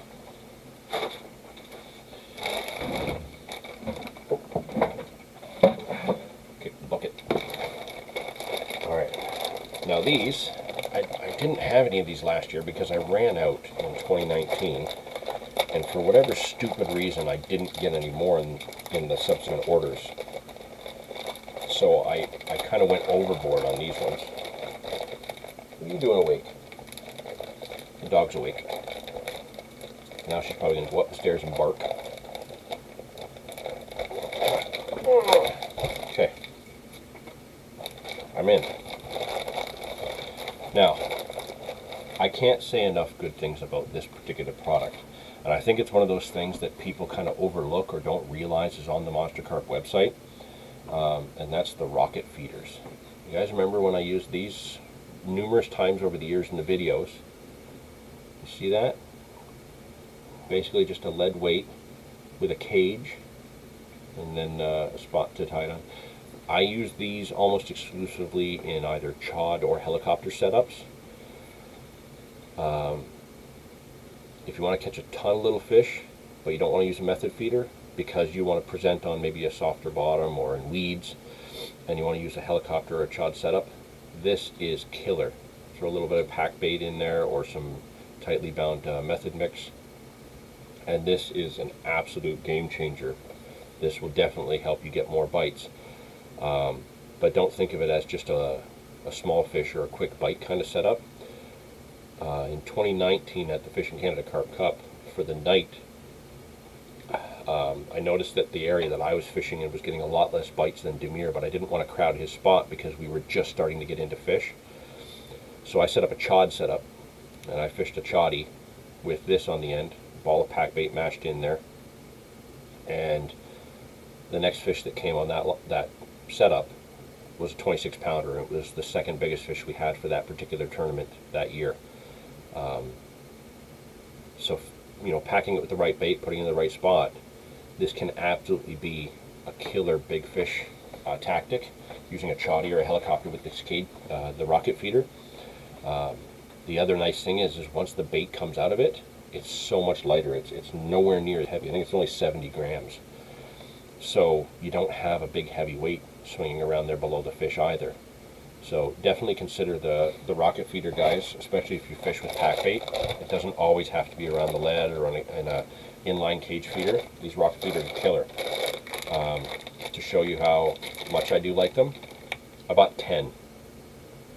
It'll probably take me 3 years to go through all of these. So quite often I end up actually giving some of these away to people that are checking them out, or to friends because they don't have them. So I made sure I'm well stocked. I might only lose 1 or 2 through the whole season, but like I said, to make sure that I have enough and can give some to friends and whatnot that I'm fishing with, gotta make sure I have these. These are absolutely killer. I can't say enough good things about these. Okay, another bag. Okay, what do we got here? Okay, so yeah, just like Kevin, the brown Raven soft shot, had to get some of that. Like I mentioned with the double pop-up corn, just as valuable the single buoyant corn. Okay, it's, you know, just topping off a boilie, or if I'm using a corn stack, I'll put one of these on rather than a double, just to kind of make it more of a wafter setup. Those double corn float really, really well. They're great hinge stiff rigs or chod rigs. I've used just the double corn on, and absolutely killer. Absolutely killer. You don't always have to have a pop-up on. You can do those chodies or those hinge stiffs with the double corn. Have it jacked up, sometimes 2 or 3 inches off the bottom. Can be absolutely killer, especially if you're fishing over silkweed. I found that some of the spots that I fish in spring, because the silkweed is just kind of drifting back and forth, using that shoddy or that hinge stiff, getting it at 3-4 inches sometimes up above that stuff. Double corn is what does the job, and it keeps the nuisance fish off. Clear hair stops, because Kevin got the only package of yellow ones. Always good to have extra hair stops. Okay, let's see here. What do I got? 6s, 6s, 4s. Okay. Monster tackle hooks. My favorite hooks, and have been since the very first video that I released. You guys all know that I use these. So I got 3 packs of size 4, 2 packs of size 6 Universal Perfection, and because I fish the big river and I use big setups, oh, pulled that loose of the staple, some size 2s. So if you're fishing like the St. Lawrence, or maybe Lake Ontario or Lake Erie, or like I do the Niagara River, where a big hook is practical, you know, quite often going down to a 4 or 6 might actually get you more bites. But if you're going to use that donkey choker on that second line, size 2 would be the way to go. I do have quite a few packs of hooks still already, but now with the multiple rod rule coming into play for this season, best that I stock up, because I'm going to have so many rigs getting thrown in the bottom of my bag that I'm not going to be salvaging the good hook off of them afterwards. It'll be something I do next winter, is clean all these old rigs up. Okay, so that's the terminal tackle for Monster Carp. And then 1, 2, 3, 4, 5. Okay. Is that right? Yeah, okay. You guys remember these? Monster Carp tackle corn pellets. The natural corn pellets. Again, I apologize for the light. You see those nice light yellow pellets. So killer. These are such a good bait. It's just absolutely unreal. James, do you put flavors on your fake corn? Yes. I have some that I soak in some kind of like I can't even remember the name. I think they were World Classic Baits boosters that I had from back in the day. I have one of my Ridge Monkey pots have a lot of like the ESP buoyant boilies, the plastic boilies, as well as the buoyant corn. I have them soaking in that stuff, and I will use that from time to time, but 99% of the time I don't actually put anything on the fake corn. It's just there for a visual attractor. I have a lot of clear water spots that I can just get a quick reaction bite rather than need to put scent on it. But for those murky water areas, yeah, I have some soaking in scent. So yeah, corn pellets. You all know how well I do on these when you've seen the videos, going back a number of years. These just catch fish. Whether you put them in a stick, you mix them into your spod mix and let it break down. This stuff just drives carp nuts. And I think every other YouTuber that's in this chat that's used these, I think Nathan's used them, Dave's used them, any of you guys who have actually used this stuff will agree. This is gold when it comes to carp fishing. This stuff is absolutely amazing. I bought 7 kilos. That's why the box is so heavy. I got 7 kilos of this. This should last me at least until August. And then I'll have to order more. And knowing my luck, Demir will be like, oh, you got 7 kilos? Give me 2. And give me 2 of those rocket feeders as well. I know Demir's going to do that, and I will have no choice but to hand them over because this stuff works, and I want my teammate to catch fish. Okay, so that is my Monster Carp order. basically the stuff for Kevin and I. We didn't go overboard, but we made sure that we got what we need to get the first half of the season out of the way. And then maybe when we do our August live stream, I'll do another Monster Carp order. But yeah, the corn pellets and the rocket feeders are kind of the whole reason I wanted to get a monster order in early on, because the spring spot that I intend to fish this year, I want to go back to the marsh. And if by that point everything's been announced and all the air is clear on exactly how the multi-rod rule is going to be coming into play, I'll probably be using 2 rods in there, one with a choddy and the rocket feeder, and then probably one with just a bottom bait. Let's see here. 334 outdoors. I'm back. What did I miss? Oh, just tackle. That's all. I apologize. I didn't quite see that you were gone, but yeah, just tackle. Corn pellets. Lots and lots and lots of Monster Carp corn pellets. How long are we going here? An hour and 45. Okay, we got more stuff we can go through. So if I recall, James wanted to see Harris, the Harris Sports Mail stuff. That's all in here. Dump it all out. Now this package actually kind of got on my nerves because I ordered it back in the middle of January. And for whatever reason, it's very, very rare when this happens, but it does happen. This order just showed up this week. It was like 3.5 weeks before it showed up. And normally when I order from Harris, I get it just like quickly, like a week and a half tops. This was almost a month before it finally arrived. But there's some stuff in here that I've never tried that I wanted to try. And some of the other stuff that I have in here is stuff that I get because I can't get it from Monster. They just don't have the range of equipment yet. You know, I know they're working on it, but it's just not there yet. Or items that were maybe sold out. Let me just kind of get myself organized because they're all over the place here. Okay. It's a fair bit of stuff, but it's stuff that I really needed to stock up on. Now, I didn't go with this based on brand in this particular item because I just needed bait screws and I was out. These were actually the cheaper of the bait screws that were on the site. These are the Nash bait screws, just little metal bait screws. On a German rig with pop-ups, I've just come to love using the bait screw. So, had to get more because I was out. There's only 10 in here, but these will last me quite a while. And I recycle. I do actually go back and chop old rigs to get these back because they're so useful. So, I had to get some of those. And then, actually, from the tackle standpoint, everything else is Corda. Just because they had all the items that I was looking for in this particular group. You don't see me use this very often.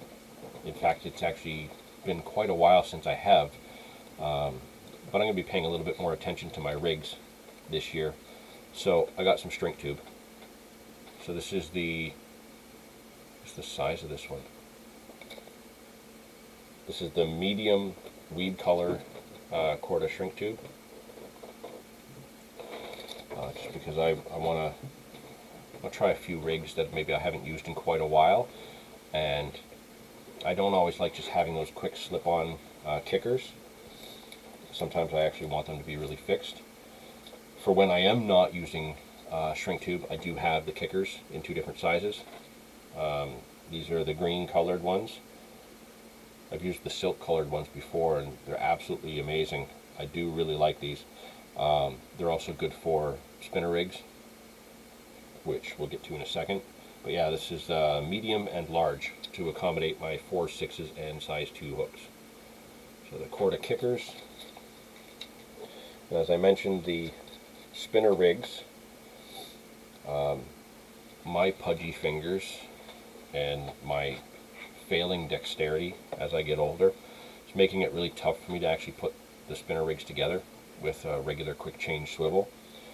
So I thought I'd get a couple packs of the PTFE coated spinner rig swivels from Corda. So these are the ones that don't have that additional hook on the end. They're just that quick loop, and then you slip the kicker over it to keep it in place. This should make it a little bit easier for me to use them. I only started using them because of Demir and Dave Pendlebury. They were using them well before me.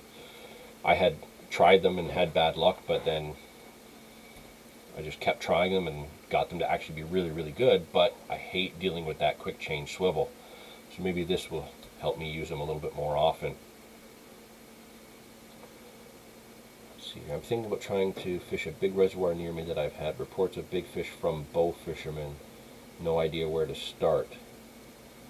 Yeah, you're going to have to do your digging around, but avoid those bow fishermen.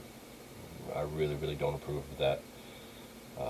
Again, personal opinion, but you know, they might tell you where you got them, where they got some of the bigger fish, but keep in mind that they shot them with arrows. So probably not the best place you're going to want to start. I accidentally bought like 12 feet of shrink tube, and it's all I have ever used. I don't think I'll ever run out. 12 feet of shrink tube, and you're only ever using a couple millimeters at a time? Yeah, you're good for life. Okay. Some small Corda rig rings. Because sometimes, like if I'm using a multi-rig, which I haven't used for ages, since I did the 12 months of carp where I only used the multi-rig, I think I've maybe used the multi-rig twice since then. So, we're 4 years in now. But I am planning on using it a little bit more this year, so I got me some rig rings. And obviously some hook beads. I'm almost out of hook beads, so I got some more of the hook beads, because I will be using the German rigs for sure. Most definitely.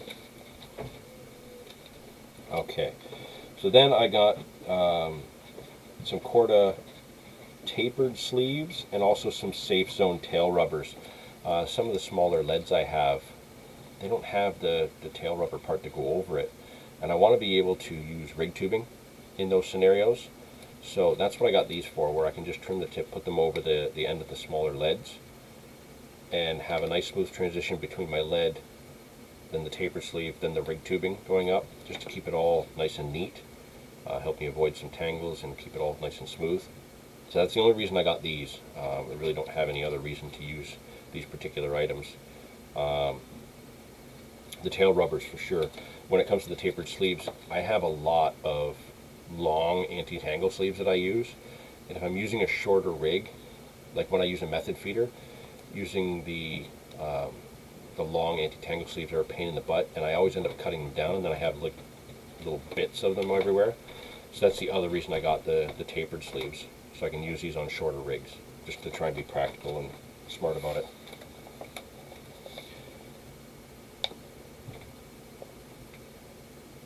Jay Cooper, I got some hair stops that look like a piece of corn. It's a great idea. Yeah, absolutely. Whatever works for you, try them out.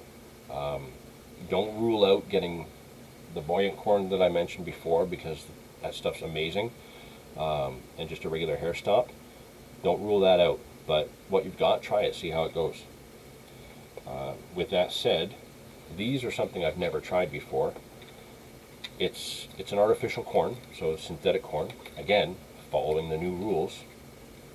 But I use the ESP one normally. But I thought I'd give these a try. These are the Corda slow sinking corn. I have the yellow in IB flavor and the pink in fruity squid. I want to try these. I've used IB pop-ups and boilies, and caught a crap load of fish on them. So I thought, if I'm using a slow sinking corn, let's say I go to the park lake where I'm going to be stocking carp, I can use a slow sinking piece of corn on a really light, kind of like a size 8 monster carp hook, on a light hook link, and just let it flutter down in front of it. But it's got that flavor for, you know, maybe instead of turning away, maybe that they might catch a whiff of that scent and pick it up. That's pretty much what I got this stuff for. The slow sinking corn is more for my stocking sessions with my little 9-foot rod. The buoyant corn from ESP is what I'm going to be using on regular rigs when I'm fishing with like bottom baits and stuff like that. These I bought particularly for stocking sessions. And I wanted pink and I wanted yellow because sometimes I'm fishing in low light. We all know that pink does well in low light. So that's what I jumped on. So I'm going to give these a shot this season for some of my stocking sessions and see how that goes. The other thing that I can consider as a possibility is, let's say I'm fishing with 2 rods and I got a bottom bait and a pop-up out. There's no reason why I can't have a 3rd rod set up with just a light setup for kind of like stocking with a piece of slow sinking corn. Let's say a fish is coming in the edge. Nothing's happening on the other 2 rods, but I can see a 20-pounder that's just come in on the edge because I'm sitting quiet enough. I can lower that slow sinking corn down, get that quick bite, get him in the net fast, and still staying within the rules. You know, I'm not walking away to try and get them away from my rods, but again, it's all how we have to look at following the rules and making sure that we're doing everything properly, but that may be a potential scenario. How many times you've been sitting there behind your rod and fish have come in close while you're fishing 80 yards out? Happens to me all the time. This might be an opportunity where I can get that quick bite and get that quick fish in without disrupting my swim that's further out.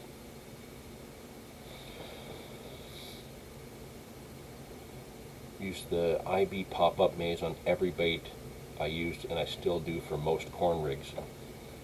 It's a killer flavor, absolutely killer flavor. Now, speaking of flavors, got some more stuff. This is still part of the Harris Sports Mail order. I am almost out of my mainline pink and whites, the cell flavored pop-ups, pink and whites. I bought a jar of them. Oh man, you can't see that at all because of the glare. But I bought a jar of these. They're just pink and white pop-ups in cell flavor. I bought a jar in 2019. Love that stuff. Specifically for toppers when I was fishing the Canada Carp Cup, with Demir. I burned through almost all the pink toppers because I was using a 20 mil pineapple boilie and one of the pink toppers on top, specifically in the low light conditions, and all of my biggest fish came to that setup. So now, a couple years later, I'm down to just the last few pinks and about half of the whites left because I was using a fair bit of white last year. Not just as toppers, but also like chod rigs and whatnot. So, had to replenish the supply of the pink and whites. I love my mainline pop-ups. Last year, the pink Pinana was absolutely killer. That was probably the best pink bait that I've used in that flavor. The pink Pinana caught so many fish on it. It was insane. This is one that I've been wanting to try. Shellfish and black pepper. So again, in pink, because again, low light, I'm going to use pink baits. But the shellfish and black pepper, just want to try it. I have spots where channel cats are not. Oh, that smells.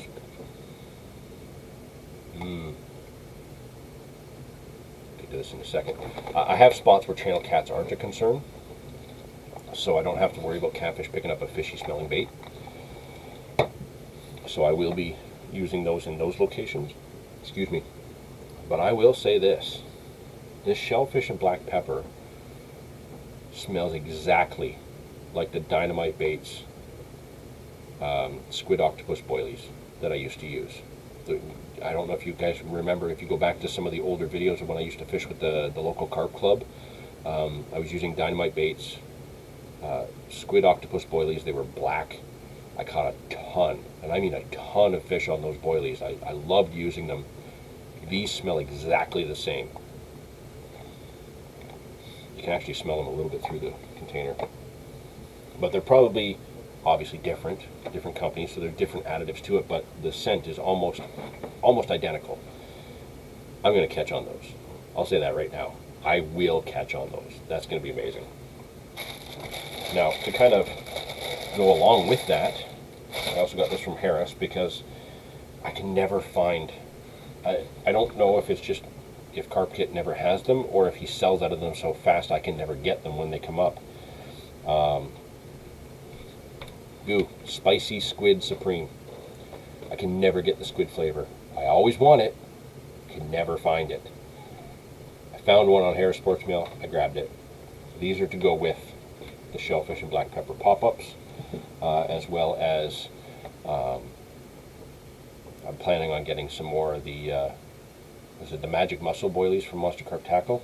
I want to see how that takes that, because I've had issues before where if you add scent too soon to the Monster Carp boilies, they start to break down a bit, because I almost consider them a dissolvable bait because they break down so well, and I think that's why the fish like them so much.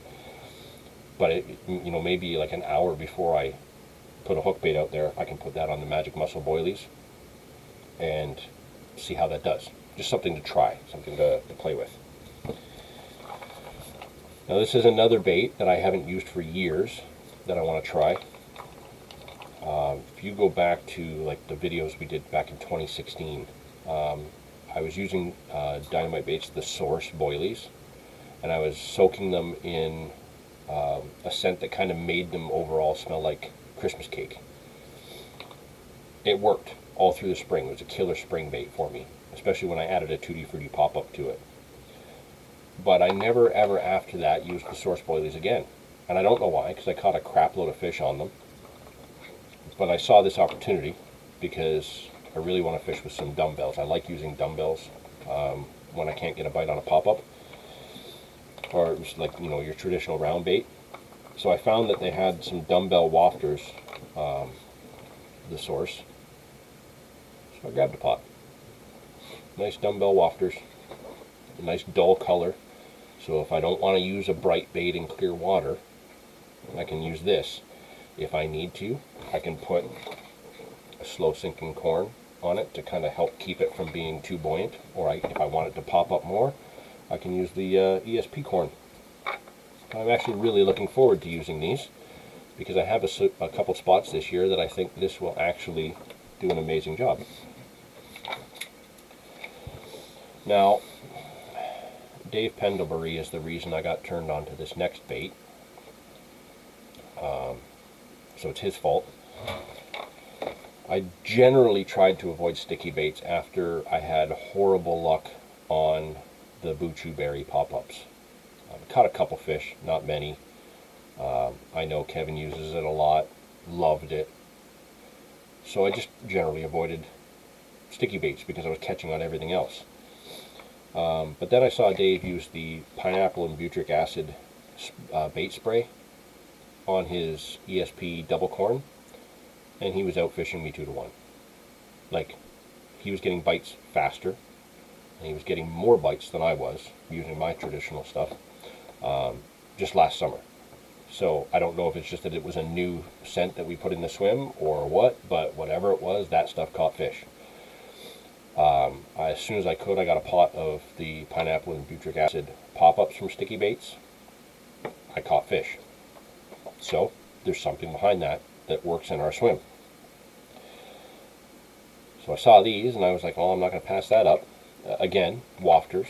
Again, dumbbells. But the sticky baits, pineapple and butyric acid flavor. So I think, just like with the Source ones, rather than having, popped up and bright and really out there, for those days that the fish are a little bit more skittish, just, yeah, it's bright, but maybe if it's just wafting on the deck over some maize or something like that, maybe that'll get me a bite that I wouldn't normally have gotten if I was using a really high bait. So, had to get those. Absolutely had to get those, because they're going to catch me some fish. What are we doing on the chat here? Jay Cooper, I got some bait screws from AliExpress, like 200 for $20. Not sure of quality, but the bait screw doesn't need to be tremendous. Great price for 20 bucks. Yeah, can't go wrong with that. But yeah, I'd be watching the quality. Have to be careful with that there.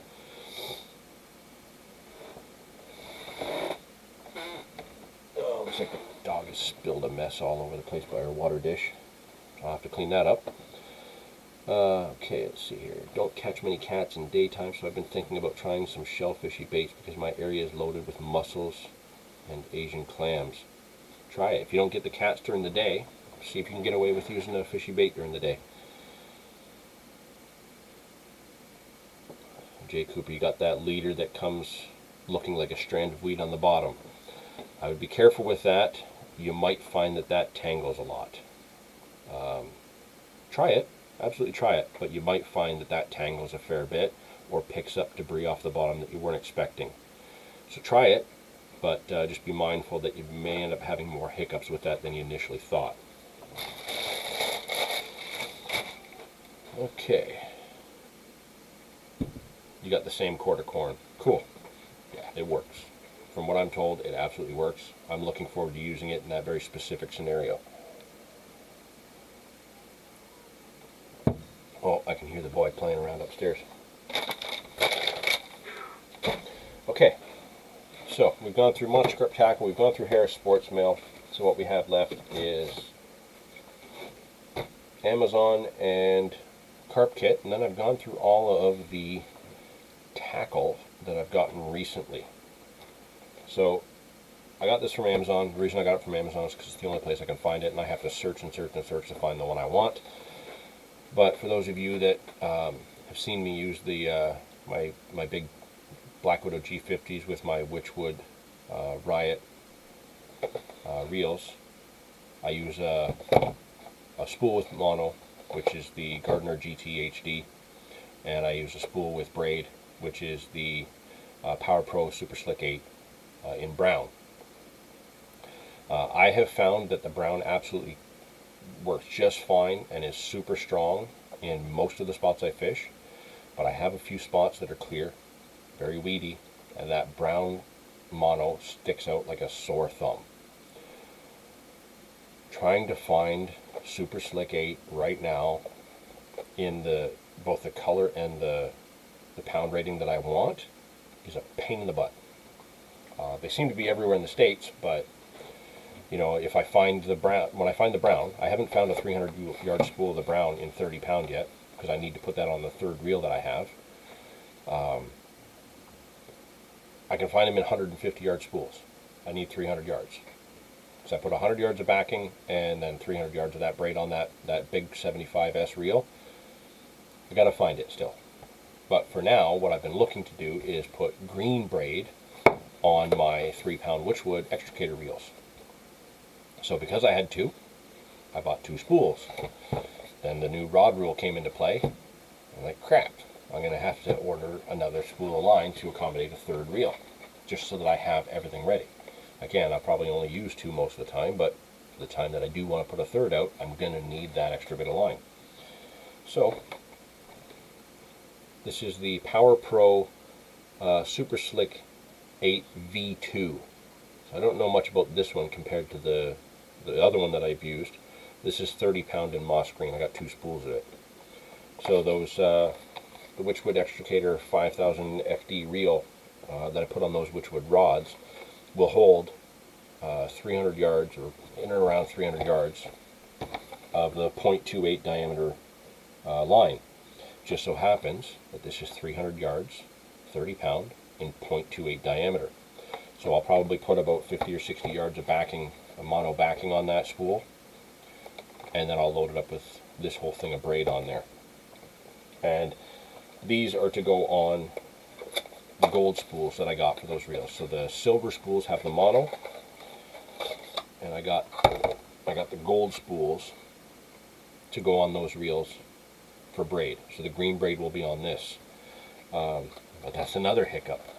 To accommodate a third reel, I'm going to have to order another gold spool, and that came from Ireland. So now I have to make sure that I get enough out of there that the shipping is worth it, just to get another good gold spool for a third reel. So a bit of a pain in the butt with the new rule coming into play, having to get all this extra stuff that I wasn't intending on getting, but you know, it's just how it is. And I don't really mind buying tackle, it's just sometimes I shouldn't. So yeah, got some new line to put on the Witchwood Extricator reels, and I will say I don't know if the last live stream covered what happened on the last carp session I did with Kevin, but I took the 10-footers out with the extricator reels on them. Kevin absolutely smashed it up. He had like 11 bites, landed 8 fish in January. I took out the 10-footers, I had one fish on right at the end of the day, and I lost it. But man, that rod felt amazing. The reel, the drag, amazing. Even with the mono on, yeah, they're stretching the mono, but I could still feel a pretty direct contact to that fish until it came off. So I was absolutely gutted about that, but first outing with the new gear, you don't expect to actually do well. But I had a fish on, and I loved it. So getting this braid on there is probably going to feel even better. So I'm excited about that. But yeah, I always seem to have to search Amazon for this line. That seems to be the only way I can get it. So I still have to get 300 yards in the brown, the timber brown, 30-pound test. I'm going to have to get another one of them 30-pound in green to accommodate a third reel. Oh, third reel, you say? Just happen to have one right here. So I got my reels, my rods and reels from Simon at Carp Kit. He sold out of the rods, so I still have to set up to get my third 10-foot rod, but he did still have some reels. And I know I showed you guys these in the previous live stream, but I'm going to take this out again because it's such a gorgeous reel. And it felt so nice. I really, really loved it. And what I'm going to do right now is something I haven't done yet. I haven't actually looked at these with a gold spool on yet. So I got the silver spool. This is the Witchwood Extricator 5000 FD reel. It felt amazing with a fish on those 10-footers. I have absolutely no complaints about using it yet. The reel is super smooth and it casts well. Anti-reverse, it's perfect. So no complaints at all so far about this reel in the one session I've had with it. But let's take this off because I haven't actually put the gold spool on it to see because I didn't have the braid yet. Just take that spool off. Let's get that gold spool back out.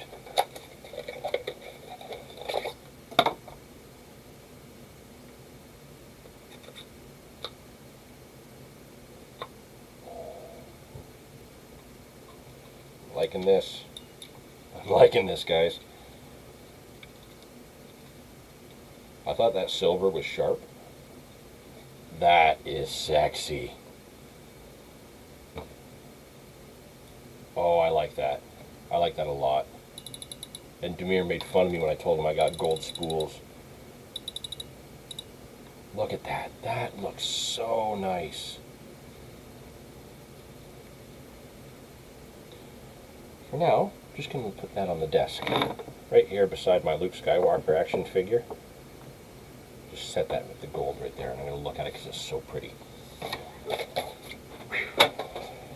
So yeah, I got my third reel from Simon. Just with the change in the rules, I wanted to make sure I was getting equipment before it all sells out, because obviously I missed the third rod, but I got the reel, and I know that's probably going to be the harder one to get. I'll find the rod eventually and get the third rod. Not in a hurry, but I will at some point. So in that order with that reel, I also happened to notice that I was always struggling to find my baiting needles. I have them everywhere. So just like everything else, I throw them in the bottom of the bags. I don't always put them away. So I bought a needle set. This one stood out to me in particular. This is the Carp Spirit all-purpose needle set of 4. The reason I got this is because this is the only set I could find of 2 gate latch needles and 2 boilie needles, both fine and heavy in each size. It's the only set I could find that didn't have a bait drill. I have about 15 bait drills kicking around my tackle bags because every set I've bought always comes with a drill. I don't need drills. I almost never use them. And the one drill that I use is actually an old drill bit I wrapped in tape because it's the only thing that accommodates the pieces of cork or pieces of foam that I put into pop-ups for buoyancy. The little ones just aren't practical for me.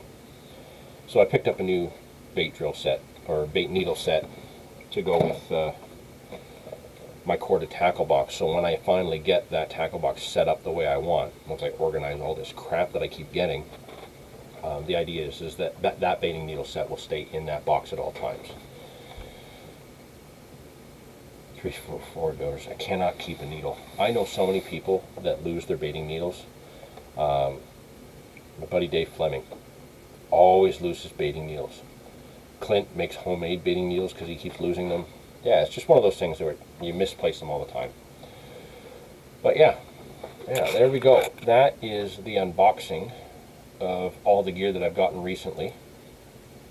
So we're at 2 hours and 15 minutes, so I think I've gone over everything, guys. I really appreciate you guys sticking around. I know it's run quite long, but as I said at the beginning, the way these live streams have been going, running them longer has actually turned out to be better received than the 1 hour time frame that I always stuck with prior. So again, thank you so much for sticking around. I really appreciate you guys listening to my opinions and engaging in the conversation when it comes to the new multi-rod rule within Ontario with the changes to our fishing regulations. Again, I really do think that we're going to get an announcement soon, otherwise they would not have put it in that analysis statement. And I really truly believe that this is the first step into making carp a sport fish in Ontario. That's huge. It's absolutely huge. And I would suspect that the regulations next year must have more coming to more refine these changes. But, you know, we're going to need a season of following these steps and using this process to really get to see how things are going to work for them to make an informed decision on the new regulations. So let's not jump out there and say, okay, well, I'm going to use 3 rods because I'm allowed to use 3 rods. Let's go out there and say, I'm allowed to use 3 rods, but I'm going to use what best is suited for this location and my skill level. We have to keep the ethics in it. So just because you can handle 3 rods just fine doesn't mean that the person next to you will. So help everybody out. Let's make sure we're making informed decisions. Excuse me. I have talked way too much. But yeah, let's promote the ethics behind this. It's not a right to use 3 rods, it's permission, and let's treat it as such so that we don't get that permission taken away. Again, thank you so much for all of your contributions to the chat. 334 Outdoors, you've been a madman in that chat, just keeping it going. Again, I look forward to more of your videos. Jay Cooper, I look forward to hearing about your catches as you get into them. Just give it time, put in the effort, it'll happen. Monster Carp Tackle, thanks for following along as always. I really appreciate the support that comes from you. Dave Pendlebury, Canadian Carp Society, really appreciate you tuning in, and I look forward to doing more broadcasts to talk about the Canadian Carp Society because I'm so excited and so proud to be a part of it. Nathan, glad you could join in. You know, I know I'm probably missing a couple of you from the chat. I don't know if you're even still there. Adam, Ken, Kevin Kelly, you know, all of you guys. I, again, really appreciate all of you guys dropping in. It just means so much. James, thanks. Sorry if I missed anyone, but again, just so happy that you guys shared in this this time with me for the February live stream. Thank you so much. I look forward to chatting with you guys more for March. So hopefully by the time the March live stream comes up on March 13th, hopefully some of this ice is pushed out and I can start baiting up my spring spot. Keep watching for more content. I've got a few videos that are still left in the bank from the previous season. I've been ice fishing. I've put together one ice fishing video and I think it's crap, so I might not release it, but who knows? We'll have to see what's coming. Stay tuned next week. So February 20th, something we haven't seen in forever, a Dave's vlog. Dave has put together a trout video with a monster rainbow that he got. You're not going to want to miss that video. I've looked over the content. It's great. That's coming out next Saturday, so be ready for it. Evening, great info, thanks. Glad I could provide some for you, and thanks for tuning in the chat. Stop by for the March live stream. Engage in the chat. You know, get involved with everybody. Really appreciate the support. Thank you so much for tuning in. So for any of you guys that didn't get into the chat that are watching, I hope that I provided some information in my opinions and what I shared based on what I found. Things are changing. They're changing in a big way in Ontario. We've got a great group of people putting together a lot of important things for carp fishing in Ontario, both with the new rules, with the Carp Society. It's just, this is going to be probably the best carp season Ontario has ever seen, based on the involvement of anglers. I think it's going to be incredible. I think the quality of the content that's going to be coming out is going to be incredible. I hope my channel can keep up with what's happening. I really do, because everything just skyrocketed forward, and that's what we needed.